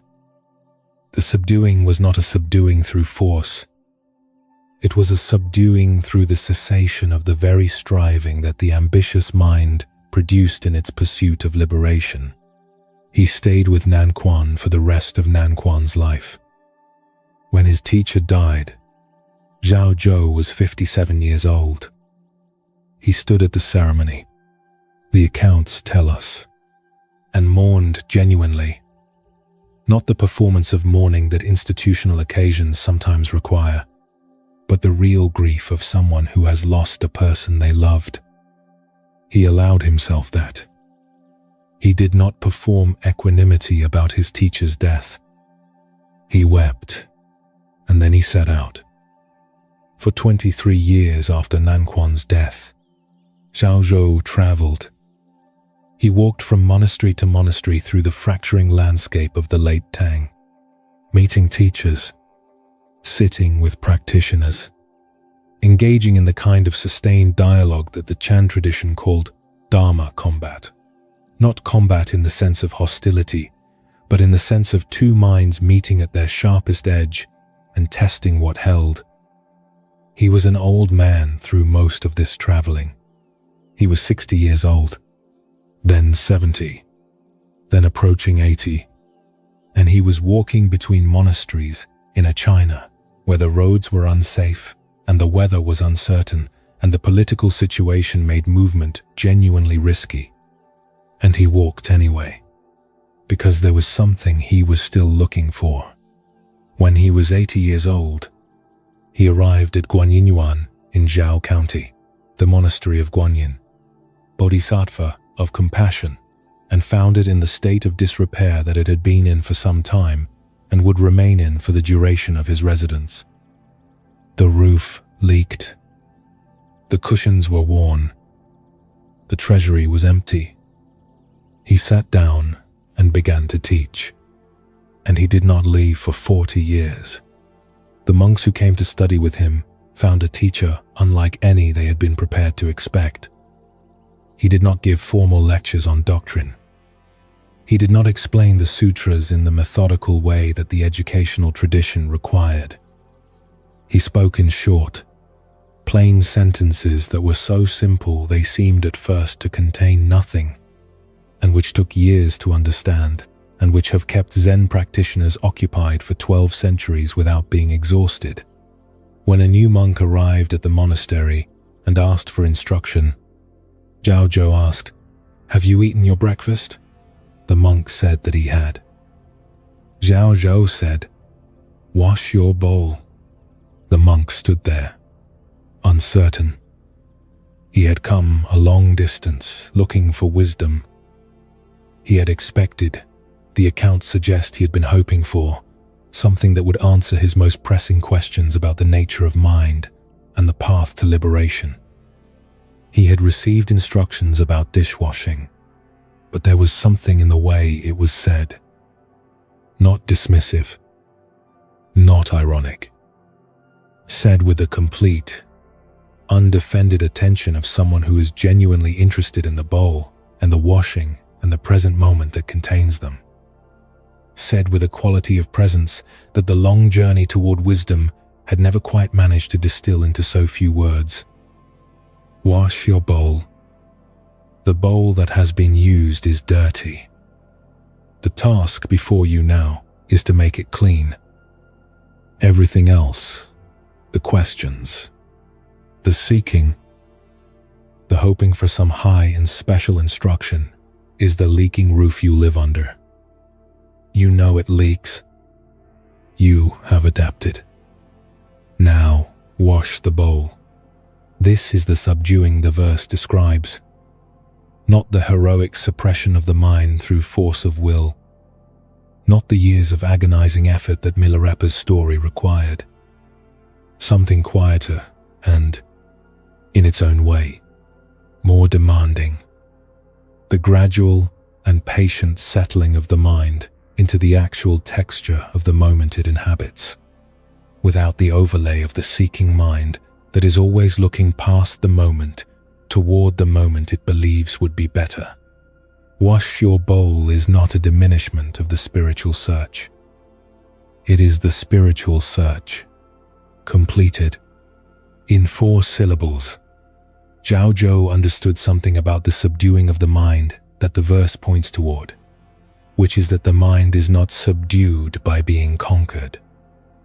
It is not subdued the way a territory is subdued, through the application of superior force until resistance ceases. It is subdued the way a river is sometimes said to be subdued by a very still person sitting beside it, not by stopping the river, but by becoming still enough that the stillness itself becomes the louder thing. The mind that chases its own liberation becomes more agitated, not less. The mind that washes the bowl, fully, without residue, without the additional commentary of a mind that is elsewhere even while the hands are here, that mind has found what the ambitious seeking could not find. He lived to 119. His direct lineage did not survive the wars and persecutions that swept through Chinese Buddhism in the decades after his death. But his words survived in the koan collections, and they have been sitting there for 12 centuries, offering the same instruction to every person who has ever sat down to practice and discovered that the very intensity of the desire to arrive was keeping them from noticing that they had never left. Have you eaten? Yes. Wash your bowl. The mind that is still moving tonight, that is still looking past this moment toward the moment when it will finally be at rest. That mind is being offered the same instruction that the young monk received in the autumn light of the Guanyinyuan courtyard. Not later.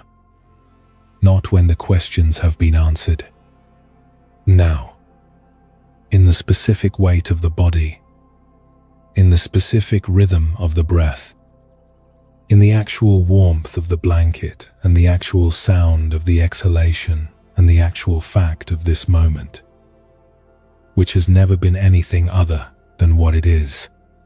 The subduing is this, becoming interested in what is actually here, with the complete and undefended attention of a man who has lived 119 years and still finds the bowl worth washing properly. Not because the bowl is particularly interesting, because what is being done now, and now is the only time that anything has ever been done. And that recognition, when it lands fully rather than as an idea, is what the verse means by freedom from Mara's bonds. The bonds are the elsewhere. The freedom is here. Feel the breath now, arriving and leaving with its own particular quality. The body heavier, the hands resting where they rest, the eyes settled wherever they have settled. There is nothing to accomplish in this breath or the next one. The bowl is already washed. What remains is the clean bowl, and the empty hands, and the autumn light on the courtyard stones. And the wooden block struck somewhere inside the building, sending its sound out into the air that carries it differently in this season than it did in summer. If sleep comes now, it comes into a mind that has, for a moment, stopped seeking what is already here. That is the only sleep that rests completely. Let it come when it comes. We carry nothing with us now as we move to ancient Sri Lanka, to a laywoman named Matikamata, who fed monks from her garden and discovered, without any formal instruction at all, what the Dhammapada had been pointing toward since the beginning.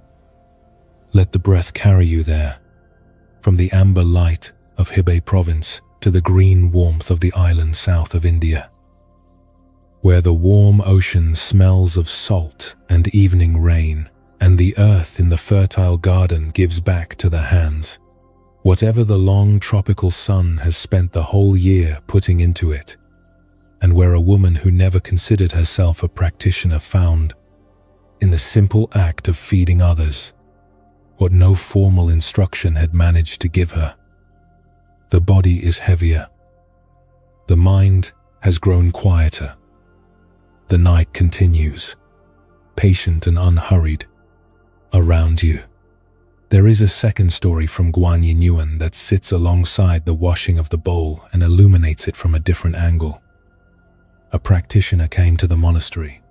The accounts describe more than one such visitor in the 40 years Zhao Zhou taught there, and asked whether they had been to the monastery before. When the visitor said yes, they had been here many times. Zhao Zhou said, "Go have some tea." Another visitor came and was asked the same question. This one said no. This was their first visit. Zhao Zhou said, "Go have some tea." The supervising monk, standing nearby and having witnessed both exchanges, was confused. He asked Zhao Zhou why the instruction was the same, regardless of whether the visitor was new or familiar. Zhao Zhou looked at him and said, "You too, go have some tea." The monk who has been here many times and the monk who has never been here before are both offered the same thing. Not because their situations are identical, they are not, but because what is being offered is not contingent on their history. The tea is the present moment. The present moment is available equally to someone who has practiced for 40 years and to someone who walked in an hour ago for the first time. The subduing of the mind is not an achievement that accumulates over time the way savings accumulate in a ledger. It is available now, or it is not yet available, and the distinction is not between the experienced and the inexperienced. It is between the mind that is here and the mind that is elsewhere, reviewing its history or anticipating its future, which amounts to the same thing as being somewhere other than where the tea is. Zhao Zhou drank a lot of tea in 40 years at a leaking monastery in Zhao County. He was, from all accounts, completely satisfied with this arrangement. What the 37th verse names as subduing is, in Zhao Zhou's translation of it, something more like arriving. The mind that has been running, chasing understanding, chasing liberation, chasing the special moment when everything will finally make sense, is invited to stop running long enough to find that it is already standing in the place it was running toward. The bowl has been eaten from. The bowl can be washed. These are not preliminary steps toward the real practice. They are the real practice, complete in themselves, requiring nothing additional to be what they are. This is the teaching that the ambitious mind finds most difficult to receive, because the ambitious mind was trained to believe that what matters is what comes next, the next insight, the next level of understanding, the next breakthrough that will finally close the gap between what is and what should be. Zhaozhou's entire teaching is a very gentle, very consistent, very patient indication that there is no gap, that the bowl in your hands is the whole of what was ever being sought, that the warm tea in the cup is the answer to the question you walked many miles to ask, that the leaking roof, the worn cushion, the empty treasury, the autumn light on the courtyard stones, these are not conditions to be improved before practice can begin. They are the practice. Already, in this moment, without anything needing to change, feel the breath one more time, the specific temperature of the air as it enters, the specific quality of the release as it leaves. These are not abstractions. They are the bowl in your hands right now. The body on the mattress or the floor, the weight of the blanket, the sound of whatever surrounds you at this hour of the night. These are the tea that Zhaozhou would pour you if he were here. And they are the same tea he would pour for someone who has been practicing for 40 years and for someone who has never meditated a single day in their life. The invitation is identical. The moment is identical. There is always only this one. Let the jaw soften. Let the hands open. The mind may still be reviewing something, still carrying something from the day. That is the bowl after the meal. That is fine. That is the bowl being a bowl. And now, gently, the invitation, wash it. Not dramatically. Not with the effort of someone who is trying very hard to let go. With the simple attention of someone who has lived long enough to know that the washing is its own completion. Nothing remains after the clean bowl except the clean bowl. And the clean bowl asks for nothing. Sleep is the washed bowl of the day. It comes when the hands have set everything down. Let them set it down now. Slowly, the way an old man who has been alive for 119 years sets things down without hurry, without drama, without the belief that anything important is being lost by the setting down. Rest is welcome here. It has always been welcome here. The tea has always been ready. It was ready before you knew you were thirsty. It will be ready when you wake tomorrow, and the morning after that, and every morning the mind returns to this ordinary and inexhaustible place where the bowl can be washed and the tea can be drunk, and nothing more than that is required of it.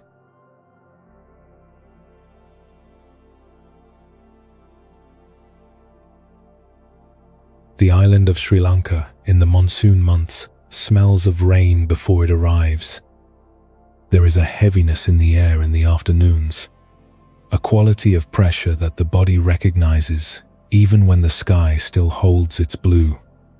And then the first drops come large and separate on the dust of the path.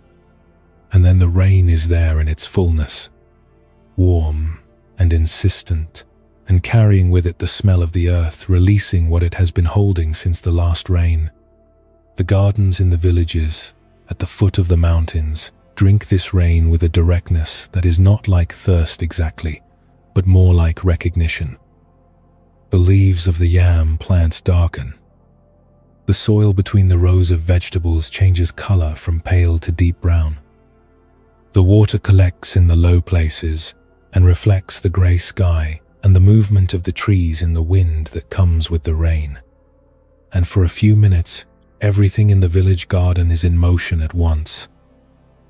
And then the rain eases, and the air is clean and cool, and the birds that went quiet while it rained begin again. Let the body be heavy now, heavier than it was. The rain has passed in this telling, and what remains is the washed air and the cool and the garden settling back into its ordinary stillness after the movement of the storm. Somewhere in the Pali Canon, in the ancient commentarial literature that preserves the stories of the people who heard the Buddha's teaching and put it into practice in their ordinary lives, there is a woman who tended a garden like this, who fed 60 monks for an entire rainy season and attained what the monks were still working toward. Her name is Matikamata. The verses she is connected to are the 38th and 39th in the Dhammapada, and they speak about the unsteady mind and the steady one, about wisdom that comes and wisdom that does not come, about what it means to be truly wakeful in the way that makes fear unnecessary.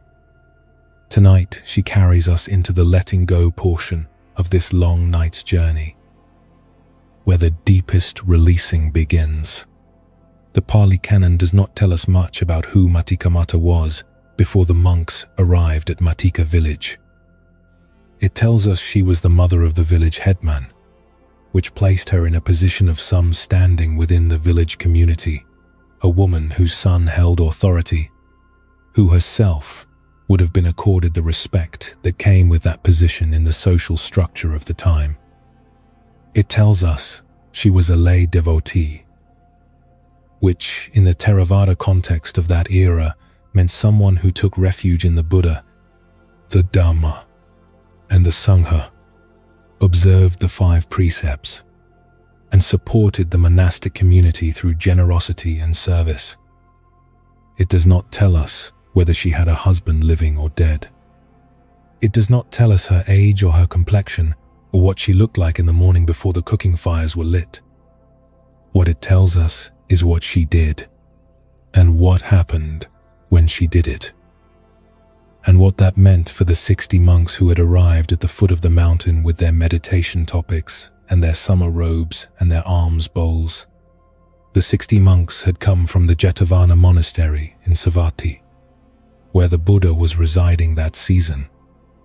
Each had received a personal meditation topic from the Buddha, a specific subject suited to their individual tendencies and obstacles, in the way that the great teachers of the Theravada tradition understood how to prescribe practice the way a physician prescribes treatment, not the same for everyone, but calibrated to the particular constitution of the particular person. They had walked to Matika village, at the foot of a mountain whose name the text does not give us, and they had intended to spend the 3 months of the rainy season there in intensive practice. The rainy season retreat, called Vasa, was one of the oldest structures of the monastic life. During the 3 months of the monsoon, the monks who would otherwise be wandering from village to village settled in one place, partly because the rains made travel difficult, and partly because the concentrated practice of a full retreat had always been understood as a different kind of practice than the practice of the wandering life. You went deep in the retreat in a way that the road did not permit. You sat longer. You slept less. You ate what was offered rather than what you chose, because the alms round was the alms round, and the body got what the village put in the bowl. Matikamata saw them arrive.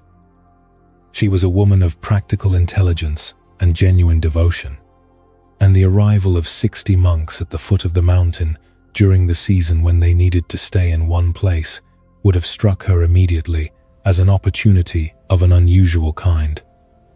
She organized the village, offered food, and built a shelter, a simple monastery structure sufficient for 60 monks to live and sleep and sit through the 3 months of the rains.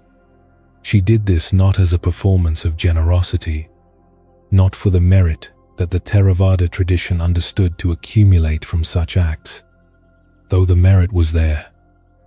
She did it because it was the right thing to do, because there were monks who needed a place to practice, and she had the means to provide one, and because there was something in her that had been waiting, without knowing it was waiting, for exactly this kind of proximity to serious practice, At some point during the retreat, she asked the monks to teach her.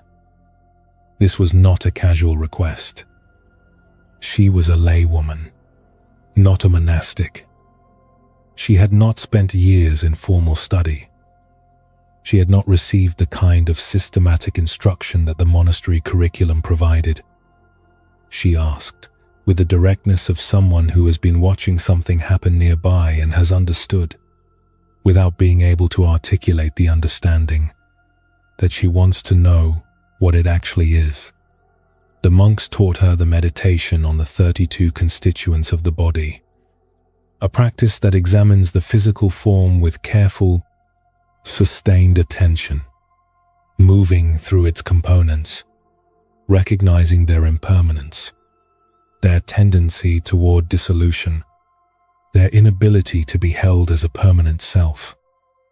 It is not an easy practice. It is not a comfortable one. It is a practice that requires the meditator to look directly at what the mind ordinarily prefers to glance away from.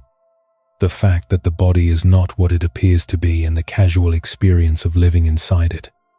She went away and practiced. The monks continued their retreat in the shelter she had built and with the food she brought each morning. The rainy season moved through its middle weeks with the quality that the rains always bring, a kind of enforced interiority. The outdoor world contracted to the area visible from under the roof. The attention turned inward by the simple fact of having nowhere else to go.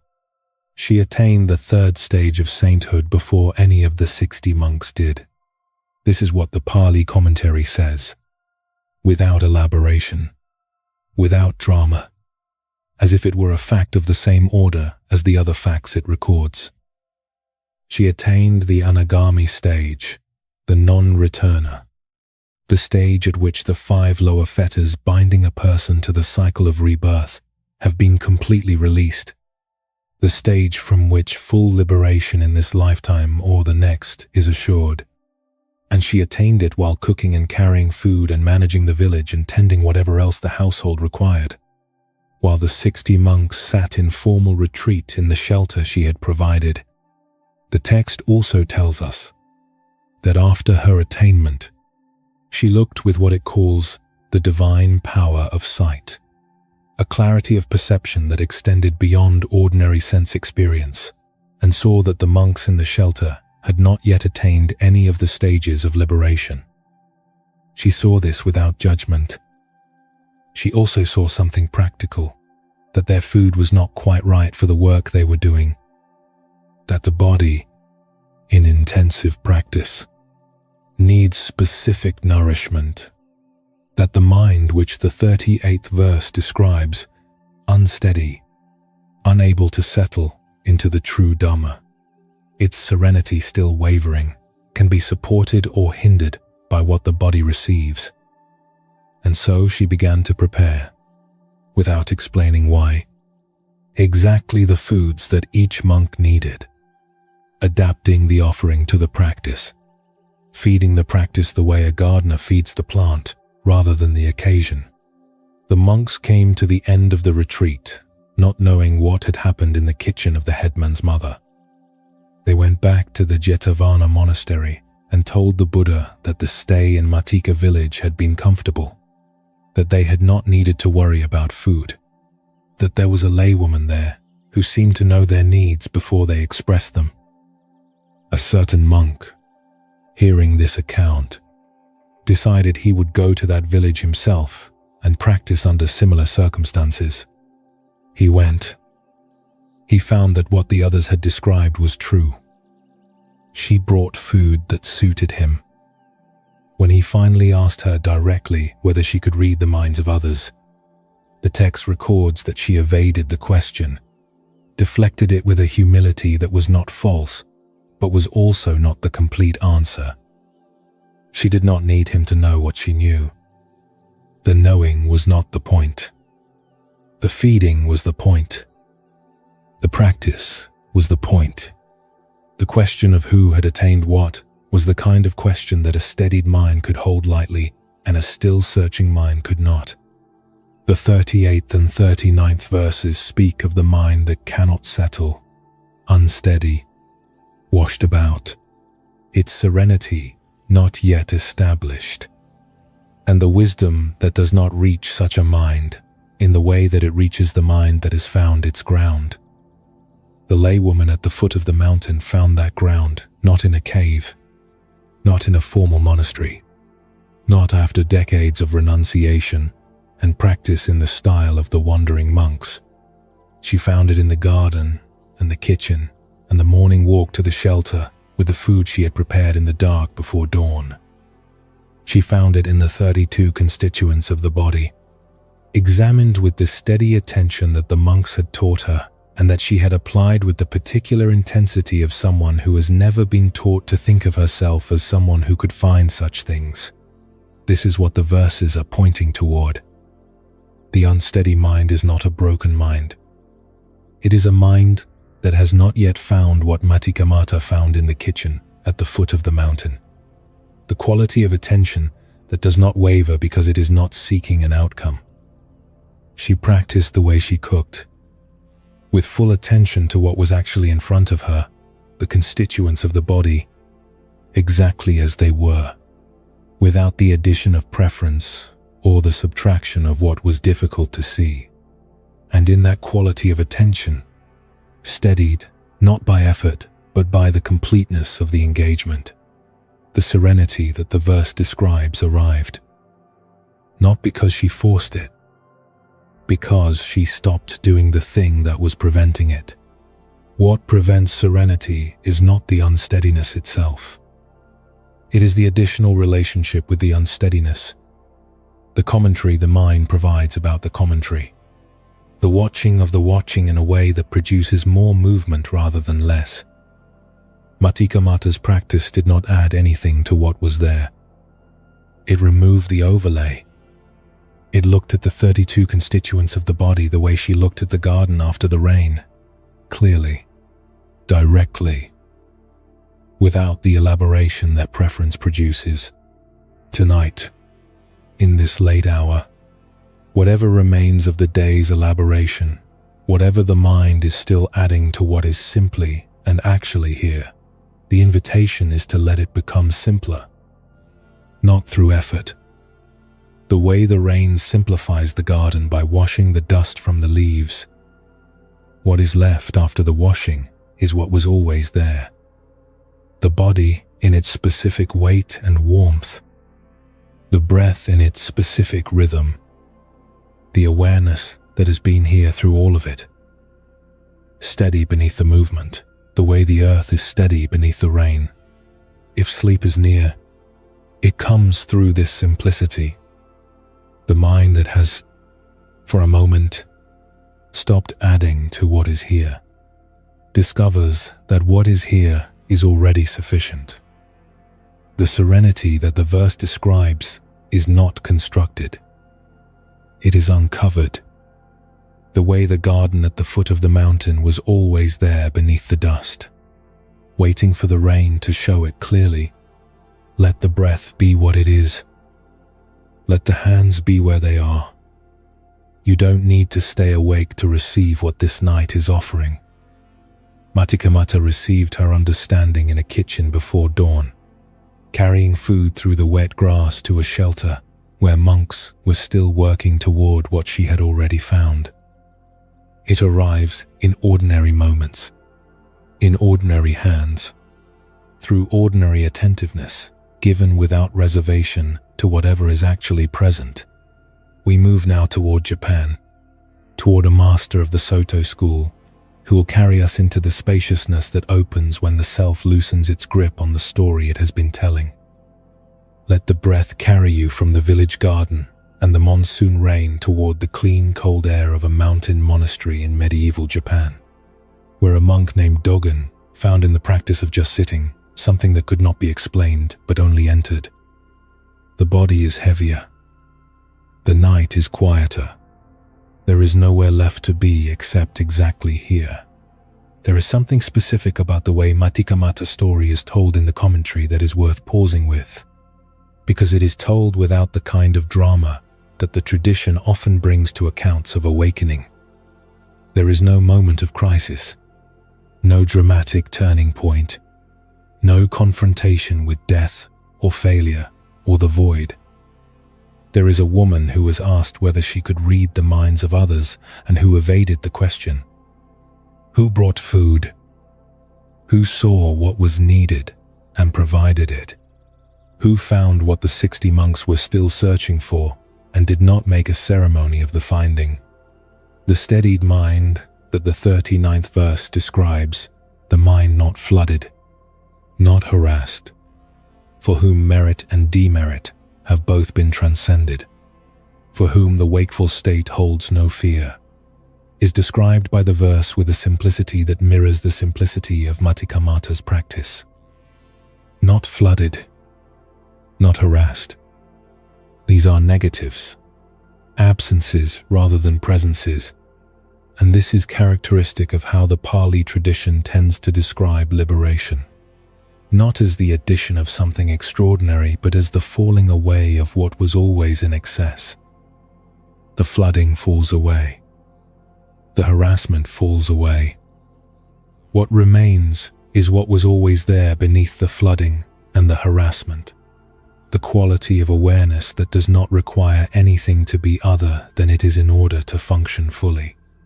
The unsteady mind of verse 38 is not the enemy. It is the condition that precedes the settling. Every person who has ever tried to sit quietly and found the mind moving immediately to the next thing, and the thing after that, and the thing that happened 3 years ago that still carries a small sharp edge, that person is in verse 38. The verse does not say that wisdom is impossible for the unsteady mind. It says that wisdom does not fully arrive there. The way rain does not fully penetrate dry ground until the ground has absorbed enough to become receptive. The first drops run off. Then the ground softens. Then the rain enters. Matikamatha's practice softened the ground. Not in weeks or months of heroic effort, but in the concentrated engagement of a rainy season retreat practiced by a woman who brought to it the same quality of full attention she brought to the kitchen and the garden. The monk who later came to that village and asked her whether she read minds was looking for the extraordinary. She had found it in the ordinary, which is the only place it actually lives. What changes when the mind finds its steadiness is not the content of the mind, but its relationship to the content. The thoughts still arise. The memories still come. The body still has its particular aches and warmths and heavinesses. None of that changes. What changes is that these arisings no longer flood the mind, no longer harass it into the reactive patterns that the verse is describing. They arise and are known, and they pass. The way clouds pass over the same sky that was there before them and will be thereafter. The sky does not become more sky when the cloud passes. It was always that sky. The cloud simply made it harder to see. Tonight the sky is still there. Whatever has been moving through it today, the worries, the replays, the anticipations, the small, sharp edges of unfinished things, all of that is the weather. The sky that holds the weather is what Matikamatha found in the kitchen before dawn, carrying food through the wet grass. Her mind settled on what was actually in front of her, without the additional commentary that an unsteady mind provides. That sky is available now. It does not require the monsoon season, or the mountain, or the 60 monks, or the shelter. It requires only the quality of attention that stops adding to what is here. Feel the body now, the whole of it, from the soles of the feet to the top of the head, as a single warm weighted fact. The breath moving through it without effort. The hands resting, the eyes settled, the jaw unclenched, from whatever it was still holding from the day. This is the ground after the rain, already softened, already receptive, already the place where what is being sought has always been available. Rest is welcome here. Sleep is welcome here. The mind that has been unsteady all day is allowed, in this late hour, to discover that steadiness is not something it has to produce. It is something it finds when it stops producing the unsteadiness. Let the breath be that finding. Let the body be that rest. The garden at the foot of the mountain is still there. The rain has passed. The leaves are clean. The air is clear. Everything that was obscured by the dust has been washed away. And what remains is what was always there.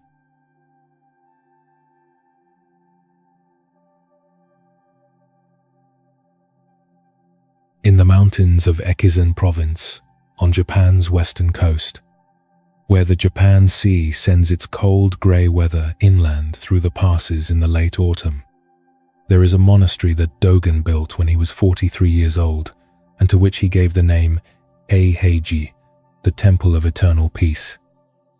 He chose this location deliberately, moving away from the capital and the temples of Kyoto that had been pressing him to compromise, pressing him to accommodate the institutional expectations of established Buddhism, pressing him to become a different kind of teacher than the one he understood himself to be. He moved into the mountains, into the cold and the snow and the distance from everything that would have made accommodation easier, and he built a monastery in the forest. And he spent the last 10 years of his life there, teaching a very small number of monks the practice he had crossed an ocean to find. The mountains in winter at Eiheiji are very quiet.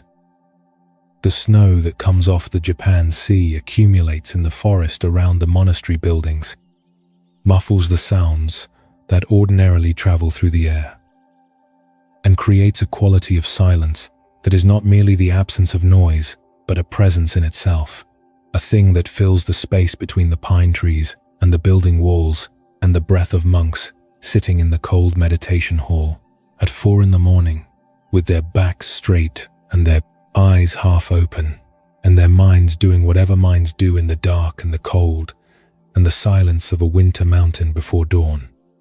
Let the body be heavy. Let the breath come and go without your help. The 40th verse of the Dhammapada speaks now, the one that says, "Those not flooded by passion, who have gone beyond sorrow, who are wakeful. For such wanderers there is no fear." Tonight, we receive this verse through a man who spent his entire adult life trying to understand one thing, what it means to simply sit. Not to sit in order to attain something. Not to sit and wait for the arrival of insight. To sit in the way that a mountain sits, completely, without remainder, without the part of the self that is elsewhere thinking about what will come of the sitting. Dogen Keegan understood this, and what he understood has been sitting in his writing for nearly 800 years, waiting for tonight.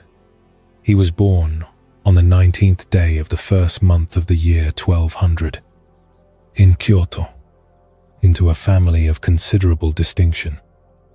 His father had blood connections to the Minamoto clan, the ruling samurai family of the period. His mother's family were Fujiwara, the courtly aristocrats who had shaped Japanese culture for centuries. He was, in the way of the Japanese aristocracy of that era, expected to inherit a position in the world that matched the position his parents occupied. He was also, by the accounts that survive, unusually gifted. He could read both Japanese and classical Chinese before the age of 5. He read a sophisticated work of Buddhist philosophy at 9. His mother died when he was 7 years old. The biographical accounts record that at her funeral, watching the incense smoke rise from the altar and curl toward the ceiling and disperse. The child understood something that he could not yet name. The smoke was there, and then it was not. The rising was real, and the dispersing was real, and what remained was the air, unchanged, as if the smoke had never been. He began to cry.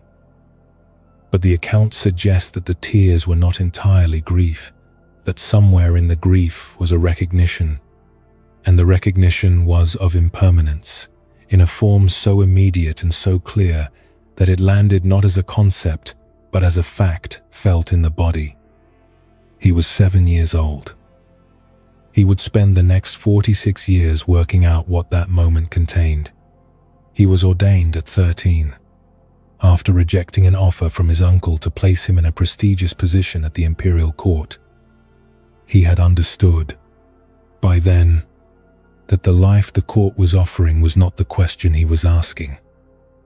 He studied at Enryakuyi on Mount Hiei, the great center of Tendai Buddhism, a tradition vast and sophisticated, steeped in centuries of scholarship and ritual and the accumulated wisdom of generations of exceptional minds. He found it insufficient. Not wrong, insufficient. The question that had been opened by the incense smoke at his mother's funeral was a question that the formal curriculum could circle but not enter. If all beings possess Buddha nature, if the capacity for awakening is inherent in every mind that exists, then why do we need to practice? And if practice is necessary, what kind of practice? And what is it, precisely, that the practice is trying to do? He carried these questions to every teacher he could find in Japan and found none of them fully satisfying. And so, in the spring of 1223, at the age of 23, he boarded a merchant ship at the port of Hakata with his teacher Myozan and crossed the ocean to China. China, in the early Song dynasty, was the center of Chan Buddhism in all its living variety, the tradition that had produced Zhao Zhou and Huangbo and Lingji and dozens of other masters whose recorded exchanges had become the koan, literature that students still worked with.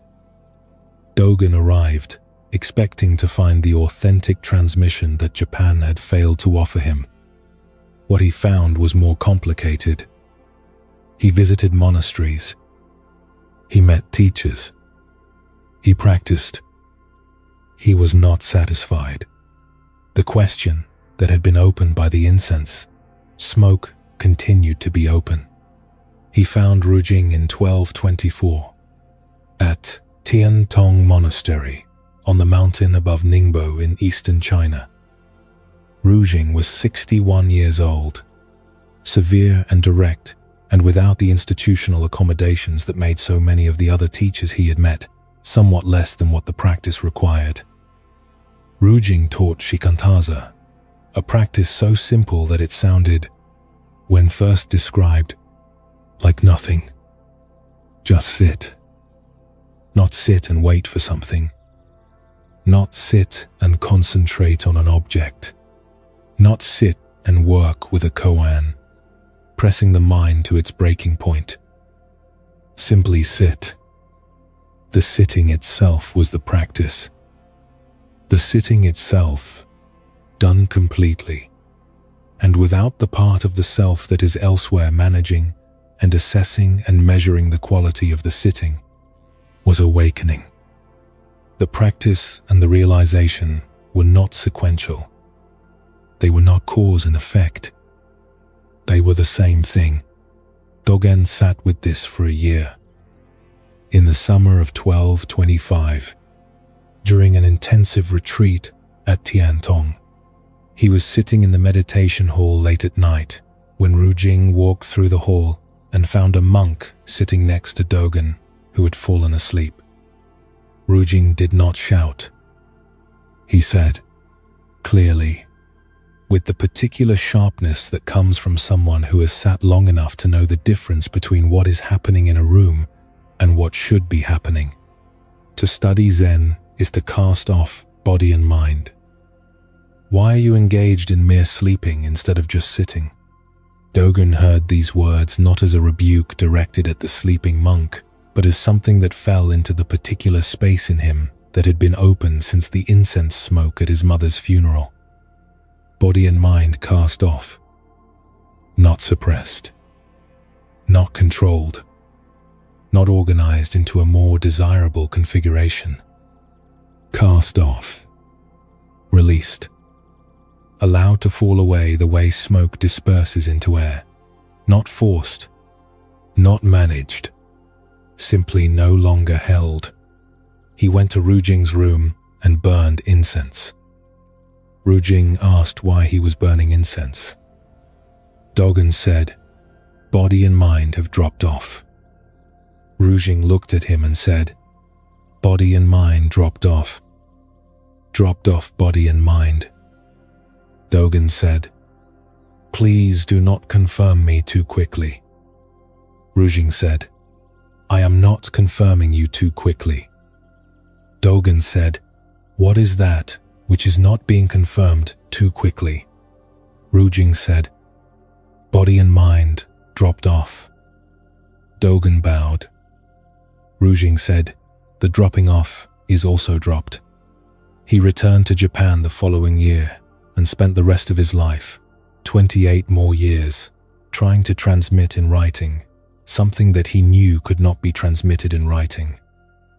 He wrote the Shobogenzo, one of the most sophisticated and strange works of religious literature in any tradition, in which he approached the understanding of just sitting from every possible angle, through every possible language, testing the boundary between what could be said and what could only be sat through. He wrote about time and being, about the nature of the self and the nature of the Buddha, about cooking and cleaning and the correct way to wash the face, about mountains walking and ancient mirrors and the sound of rain on the roof of a mountain monastery in winter, what the 40th verse names as freedom from fear for the wakeful wanderer is what Dogen found in the moment when the words of his teacher fell into the space that had been open since childhood. Not the absence of experience, the absence of the self that clings to experience and fears its loss. Body and mind dropped off does not mean body and mind are gone. It means the relationship to them has changed. The grasping has released. The holding has loosened. The thing that was always treating the self as something to be protected from the flow of time has stopped. And what is left is the sitting. Just the sitting, which was always sufficient and was always the whole of what was needed, and which has been waiting inside every breath that has ever been drawn by anyone who ever sat still for long enough to notice. Shikantaza. Just sitting. The verse's wanderer, who is not flooded by passion, who has gone beyond merit and demerit, who is wakeful and therefore without fear. This is not the description of a person who has achieved some special state unavailable to ordinary minds. It is the description of the mind in the moment when it stops adding to what is already here, when it stops the subtle assessment of whether this moment is the right kind of moment, whether the practice is progressing adequately, whether the sitting is good sitting or poor sitting, when it simply sits, the mountain in the snow, without agenda, without elsewhere, without the fear that comes from needing what is here to be otherwise. Tonight, in the specific weight of the body and the specific quiet of the hour, the same sitting is available. Not a special sitting, not a perfect sitting, the ordinary sitting of a person who is here, in this breath, in this moment, without requiring anything from it. That is Shikantaza. That is what the mountain knows.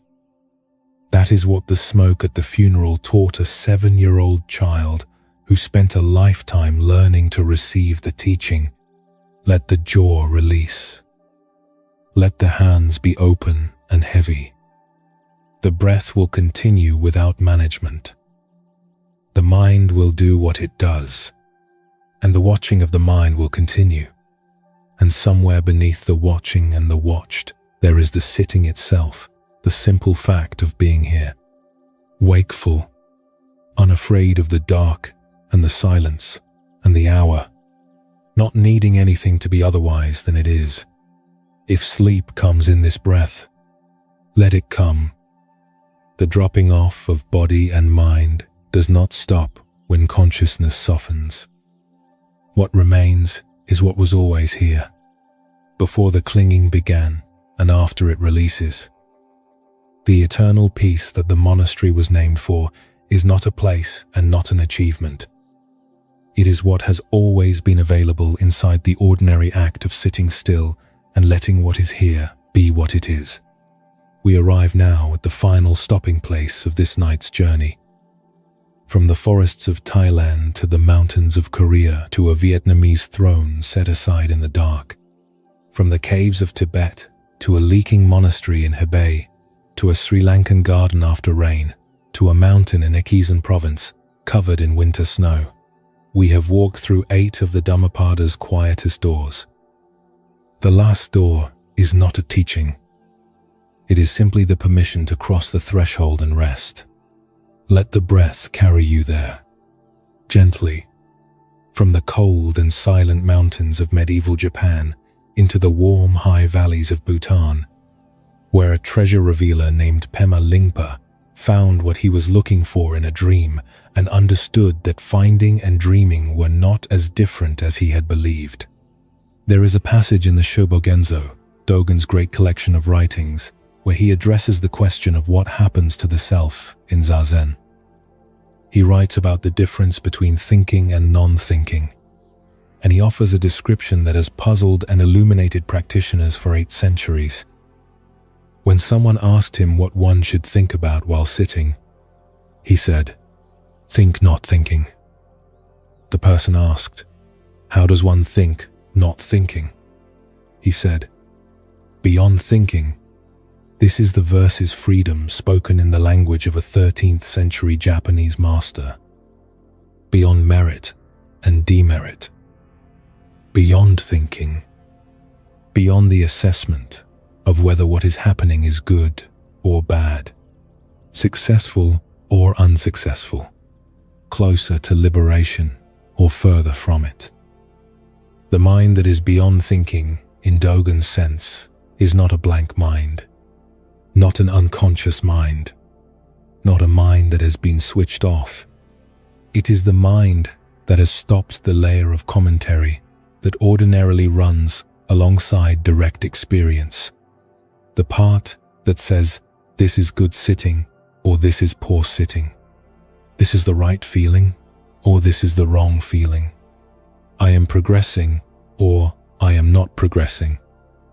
When that layer of commentary releases, what remains is what was always there underneath it, bare awareness, the sitting itself. The breath and the body and the cold air of the monastery hall and the darkness before dawn, and nothing that needs to be added to any of that to make it complete. The person who lies awake tonight has been thinking. This is not a failure. Thinking is what minds do, and the Dhammapada has said so from the very first verse. But somewhere beneath the thinking, beneath the review of the day and the anticipation of tomorrow and the small persistent worries that find their way into the late hours, there is the breathing. There is the weight of the body. There is the warmth of whatever covers it. These are not thoughts. They are the sitting itself. They are shikantaza, already present, not requiring a monastery or a teacher or a winter mountain or a special posture. They are what is here when the layer of commentary releases for long enough to notice them. Dogen wrote, near the end of his life, that to study the way is to study the self. To study the self is to forget the self. To forget the self is to be actualized by the 10,000 things.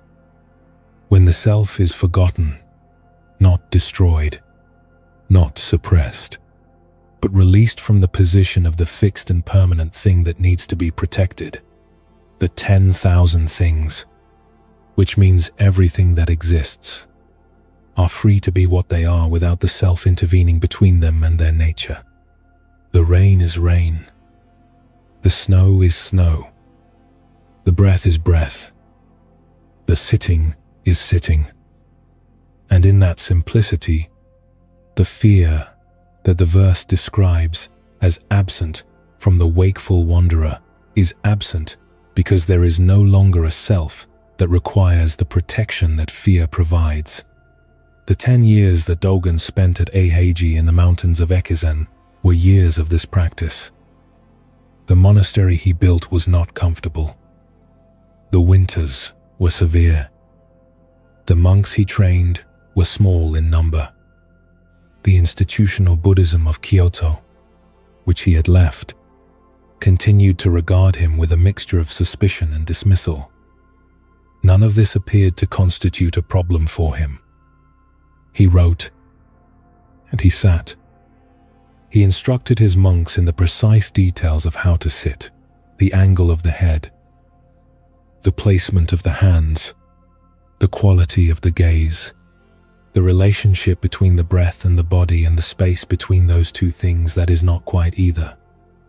He died at 53, in Kyoto, where he had gone seeking medical care, in the sitting posture. The sitting posture, as if even dying was a form of the practice he had been teaching his whole adult life, the practice he had crossed an ocean to receive from a teacher who scolded a sleeping monk and cracked open the question that had been waiting since a 7-year-old child watched incense smoke disperse at his mother's funeral. What opened then is still open. It has been open through everything that has happened since. Through the training and the crossing and the teacher and the monks and the cold monastery and the writing and the dying.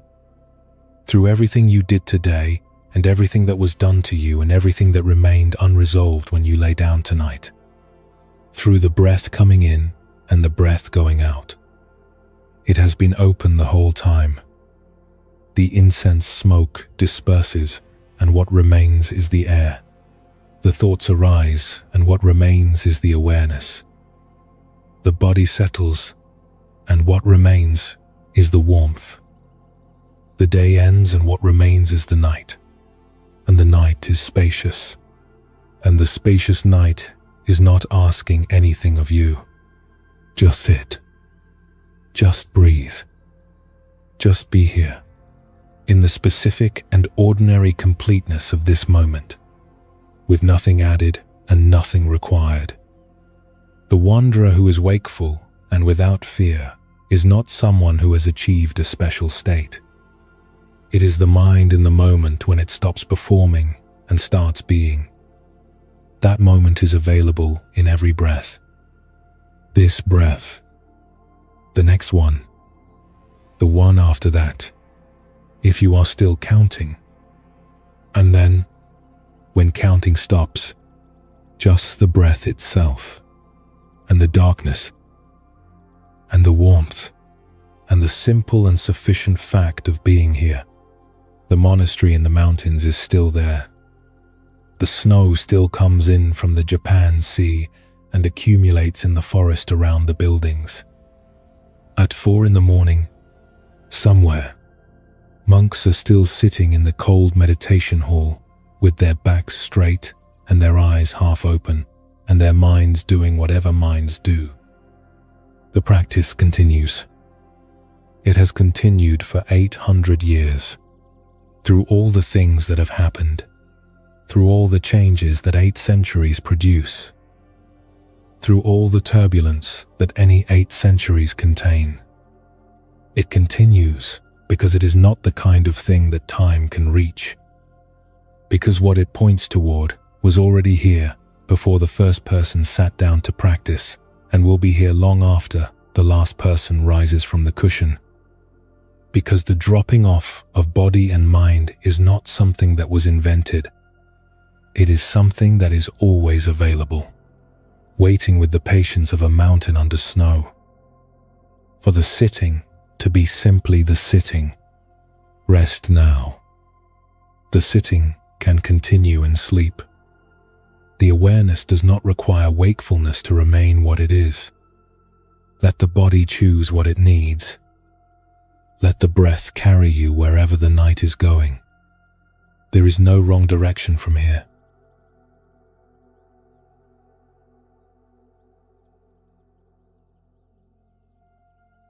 In the high valleys of Bhutan, in the Bumthang district, where the mountains open slightly to allow rivers to run through before closing again into the steep forested ridges that define this kingdom's character, there is a pool in a gorge of the Tang River that the Bhutanese call Mebatso. The name means burning lake.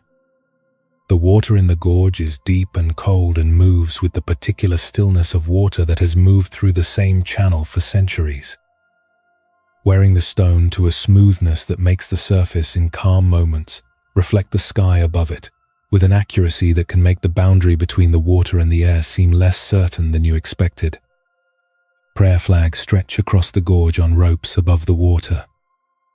In the late afternoon, when the light falls at the angle that this latitude produces in autumn, the flags and the reflections of the flags exist together in a way that makes the gorge feel less like a specific location and more like the idea of a location, a place that holds something that cannot be precisely named. You are very close to sleep now. Perhaps you are already at the edge of it. The way a person stands at the edge of a river without having decided yet to step in, feeling the coolness of the air that comes off moving water, the body already knowing what the mind is still considering. Let the body be whatever weight it has found. Let the breath come and go without any assistance from you. We have walked a long way tonight, from the forests of northeast Thailand to the mountains of Korea, from the Vietnamese coastline to the Himalayan caves, from the banks of the Yellow River to a garden after monsoon rain, from a snow-covered monastery in Japan to this. The prayer flags in the gorge move in the wind from the mountain passes. The river continues. The high cold air of the Bumthang Valley carries, even at this hour, the faint smell of pine resin and stone, and the clean emptiness of altitude. The final door of the Dhammapada's quiet teaching opens here, in Bhutan. In the 15th century, in a pool, in a gorge, where a blacksmith named Pema Lingpa stood on the edge with a burning butter lamp in his hand and made a declaration that the crowd around him did not expect. The 43rd verse, the last of the verses we have carried tonight. It says simply, "A well-directed mind does greater good than a mother, than a father, than all of one's kin." What this means, received in the dissolving hours of the night, is not an instruction. It is a recognition. The mind that has traveled with us through these 8 lives, trembling, wandering, guarding, subduing, steadying, sitting, releasing, has arrived somewhere. Not a destination that can be marked on a map. A quality that the breath already knows. A direction that is less like north and more like downward into deeper water. The way a river finds the ocean not by striving but by following what is already lower. The way a body finds sleep not by chasing it but by releasing what was keeping it away. Pema Lingpa was born in the year 1450 in the Tang Valley of Bumthang, to a family of the Nyo lineage, tantric practitioners with roots going back through generations of the Bhutanese highlands. His father was a lama. His grandfather before that. But Pema Lingpa did not follow the path of formal learning. At 9 years old, he was apprenticed to a blacksmith.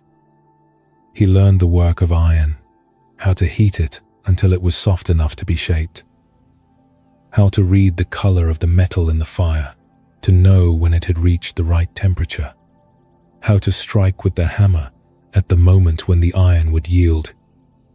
He made millstones and cooking pans and swords and knives. He buried his work in the soil of the Bumthang Valley and moved on to the next commission. He could not read. This was not a deficiency, not in the way the world of formal learning might have named it. The sacred texts that monks spent years studying were, in the form of words on a page, inaccessible to him.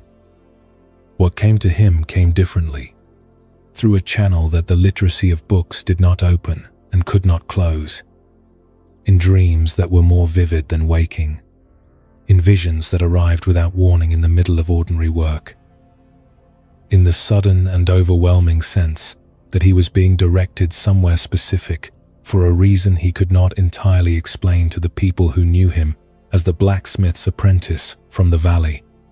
His first treasure came through a dream that arrived with the quality of a visitation rather than an ordinary sleep mind wandering. The protector deity Shelgin-Karpo appeared and gave him a scroll. When he woke, he found words in his mind that had not been there when he slept, not remembered from study but arrived, complete, from somewhere he could not name.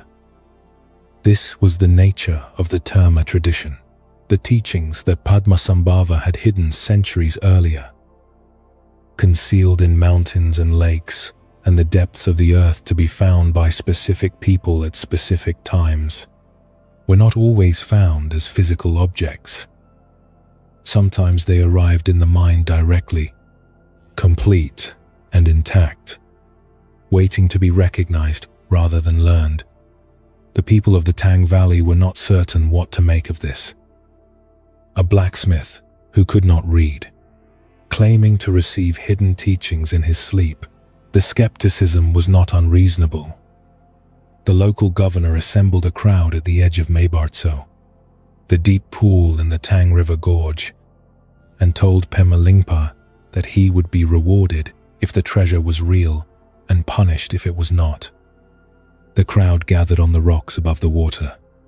The gorge was narrow and the water below was cold and deep, and had the quality that deep cold water always has of being indifferent to whatever happens at its surface.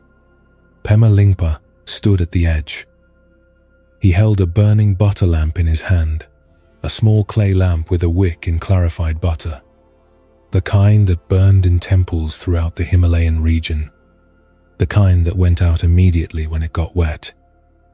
He looked at the water, and he looked at the crowd, and he said, "If I am a demonic emanation, may I die in these waters. If I am a true son of Guru Rinpoche, may I find the treasure, and may this lamp not be extinguished." He jumped, without hesitation, without the pause that calculation produces, without anything between the declaration and the act. The lamp went with him into the dark. The crowd, by the accounts that survive, made a sound that the stone walls of the gorge caught and held for a moment before releasing.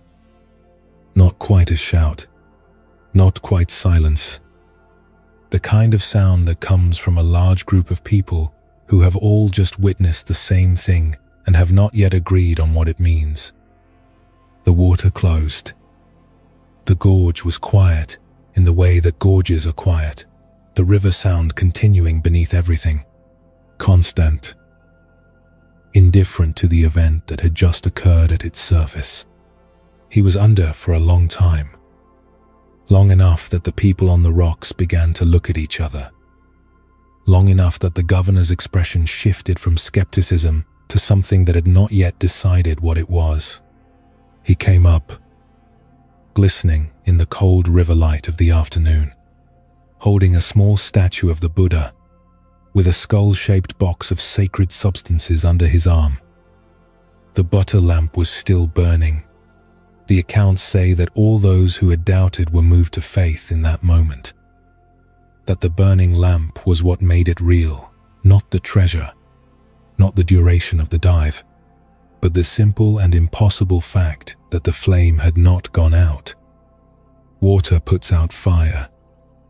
This is one of the most basic things that the world does. And the lamp was burning. What the verse says about the well-directed mind is this: it is worth more than everything the world of ordinary relationship contains. More than a mother, more than a father, more than all of one's kin. This is not a diminishment of those relationships. It is a recognition of what becomes possible when the mind has found its direction. The direction that Pema Lingpa found in the moment of falling through air toward cold water. In the pure and simple commitment of that fall. The lamp held steady. The well-directed mind is not the mind that has achieved something. It is the mind that has let go of the performance of achieving. The mind that has stopped dividing the moment into the part that is spiritually useful and the part that is not. The part that is sacred and the part that is ordinary. The part that is the practice and the part that is merely being alive. The blacksmith who could not read but who received teachings in his dreams and who jumped into cold water with a burning lamp. His mind was directed not by knowledge but by something simpler than knowledge. Something that knowledge sometimes gets in the way of. Trust. Complete and undefended trust in what he knew to be true, regardless of what the crowd on the rocks believed. Tonight there is no crowd. There is no governor waiting to reward or punish. There is only the body and the breath and the dark, and whatever the mind is still carrying from the long day, and the permission that this hour offers for all of it to be set down. The lamp is still burning. It was burning through Thailand in 1946, through a tamarind tree and the long night of a monk learning to watch rather than fight. It was burning in Korea in 1879, in a village emptied by epidemic, in the face of what a young lecturer did not yet know. It was burning in Vietnam when a king walked away from a throne at midnight and climbed toward a mountain that disappeared into cloud. It was burning in the Himalayan caves. Green skin with cold, 12 years of nettles, and the slow discovery of the watcher beneath the wandering. It was burning in a leaking monastery in Zhao County, where an old man poured the same tea for everyone. It was burning in a village garden after the monsoon rain, in the hands of a woman who found what the monks were seeking before they did. It was burning in the cold meditation hall of a mountain monastery when a word fell into a space that had been open since childhood. And it is burning here, in the weight of the body against whatever holds it, in the slow rhythm of the breath, in the awareness that has been present through all of tonight's traveling without effort, without requiring anything from the journey, without needing the journey to arrive anywhere other than exactly here. Let the hands be open. Let the eyes stay wherever they have settled. The mind has walked a long way tonight, and it is allowed to rest. The Dhammapada has been sitting with the wandering mind for 2,500 years, and it is not finished sitting.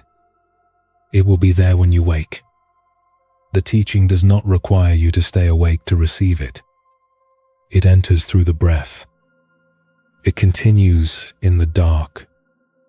It was here before this night began, and it will be here when this night is over. The Tang River in Bhutan is still running through the gorge.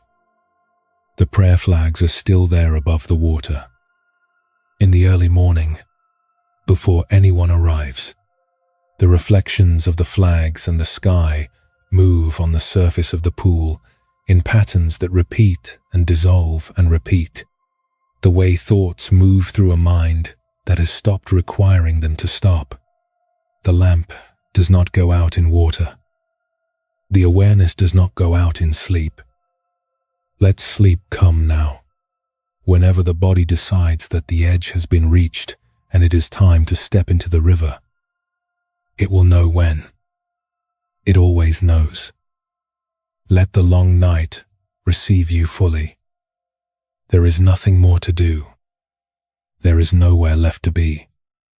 The direction has been found, and it is simply this: deeper, quieter, warmer, into the rest that was always waiting just below the surface of the moving water, patient as stone, certain as breath, burning with the particular light that does not require fuel, that does not require tending, that has never been separate from the darkness that surrounds it, and has never been threatened by the water through which it traveled. Good night. You have traveled far, through 8 centuries and 8 traditions and 8 quiet recognitions of the same wandering mind finding its way home. Rest here, for as long as the night allows. The lamp is burning. The river is running. The rest is yours. Pema Lingpa lived until 1521. 71 years in the high valleys of Bhutan, moving between the places where the treasures were waiting and the people who needed to receive them. He established monasteries. He taught. He danced. The sacred dances that are still performed in Bhutan today, movements that his body understood as expressions of the teaching that his mind received in dreams. He could not read, but he could dance, and in the tradition he inhabited, dancing was not less precise than reading. It was a different language for the same thing. In his final year, the statues in his monastery wept. His sons had dreams. He fell ill and understood what the illness was telling him, and he let it tell him, the way a terma finder lets the dream tell him where to go. His body was left for 9 days after his death without changing, which was understood as a sign. Then it was cremated, and the relics placed in a stupa at Tamshing, the monastery he had founded, which is still there. The well-directed mind. The verse's image is simple enough: a compass that has found north. Not the mind that has conquered its own wandering, but the mind that has found the direction in which its wandering becomes purposeful. The way the river's wandering is purposeful, because it always finds the direction of lower ground. The river does not know it is heading toward the ocean. It follows the slope, and the slope leads it there. Tonight, the slope is into sleep, into the specific and irreplaceable rest that the body has been waiting for through the whole long day. The mind that has traveled with us from Thailand to Korea to Vietnam to the Himalayas to China to Sri Lanka to Japan to Bhutan has been doing something that minds do without being asked. It has been receiving. Each voice that spoke tonight left something. Not information, not doctrine, something more like warmth that remains in a room after the people who generated it have gone. You may not remember Ajahn Chah's tamarind tree tomorrow. You may not remember the burning lamp, or the washed bowl, or the incense smoke at a 7-year-old's mother's funeral. That is fine. The understanding that arrives through story works below the level of retention. It goes somewhere the memory does not always follow, and it works there quietly, the way water works in stone. The breath is slower now than it was at the beginning of this long night. The body is heavier. The distance between waking and sleeping has been narrowing through the last hour, in the way that distances narrow when you have been walking towards something for a long time, and the thing is finally very close. There is nothing to do with that closeness except allow it. The Dhammapada does not ask you to arrive anywhere specific before you sleep. It asks only that the mind travel in the direction it has been traveling tonight, toward the quality of presence that does not grip, that does not add, that does not require the moment to be other than it is. The Tang River is running. The prayer flags are moving above the water. The cold autumn light that finds the gorge in the afternoon hours has given way to the dark that the mountains produce when the sun goes behind them. And the pool in the gorge has become invisible except as a sound. The low, constant sound of water moving through stone. The sound that has been there since before anyone thought to name the place. Since before anyone stood on the bank and asked whether the lamp would stay lit. Let the jaw be where it is. Let the hands be where they have settled. If there are sounds in the room where you are, let them be sounds passing through the awareness the way wind passes through the gorge. Noticed and released. Noticed and released. The awareness does not close when sleep comes. It changes. It goes somewhere that ordinary waking cannot follow, and it does its work there, in the dark, without your supervision. 8 voices, 8 centuries and traditions, 1 river with 8 turns, each turn revealing a different quality of the same water. What the Dhammapada has been saying from its opening verse to this one, from the trembling mind to the well-directed mind, is not that the mind must be transformed into something it is not. It is that the mind, seen clearly, allowed to be what it is without the additional suffering of requiring it to be otherwise, naturally finds its direction, the way water finds the ocean, the way the lamp found its way through the cold dark water of Mabatso and emerged still burning on the other side. You are on the other side now. The water has been crossed. What remains is rest. The breath arrives. The breath leaves. There is nothing between those two things that needs to be held. Let everything that was held release now, in this exhale, in the next one, in the quiet succession of exhalations that the body produces without asking for permission or supervision or approval. The approval has always been here. The permission has never been withheld. The rest was waiting, as it always is, just below the surface of the last thought, just beneath the final word of this long night's journey. Sleep well. The lamp is still burning, and the awareness that watched this whole night through has never gone out and will not go out now. And that is the only promise this hour needs to make. And it makes it without words, in the weight of the body and the rhythm of the breath and the simple and sufficient dark.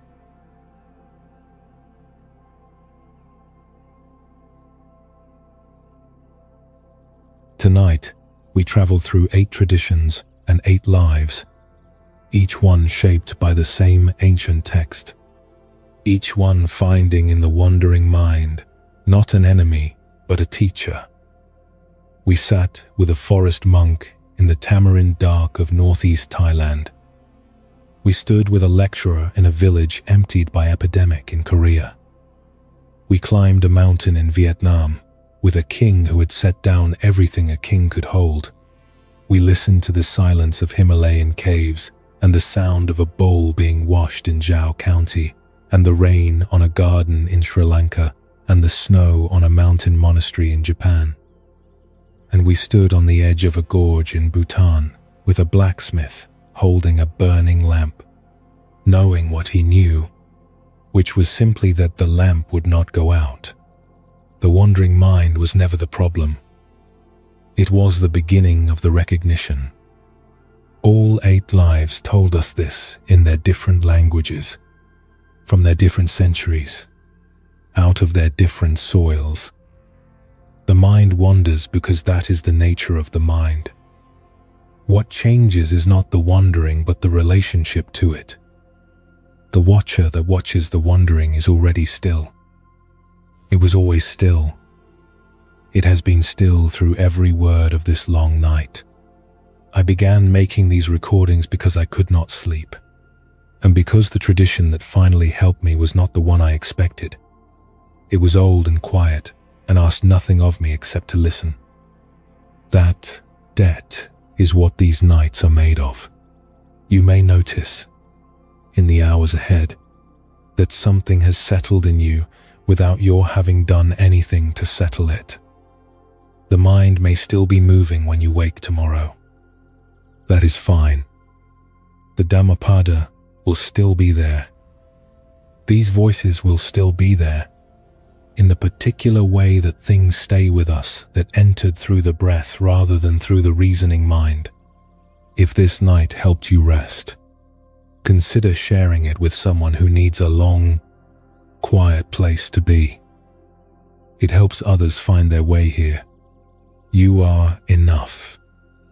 You were enough before this night began. The wandering mind, the restless night, the worry that returned, none of that changed what you are. Rest now, as deeply as the body will allow, for as long as the night continues. The lamp is burning. The river is running. Good night.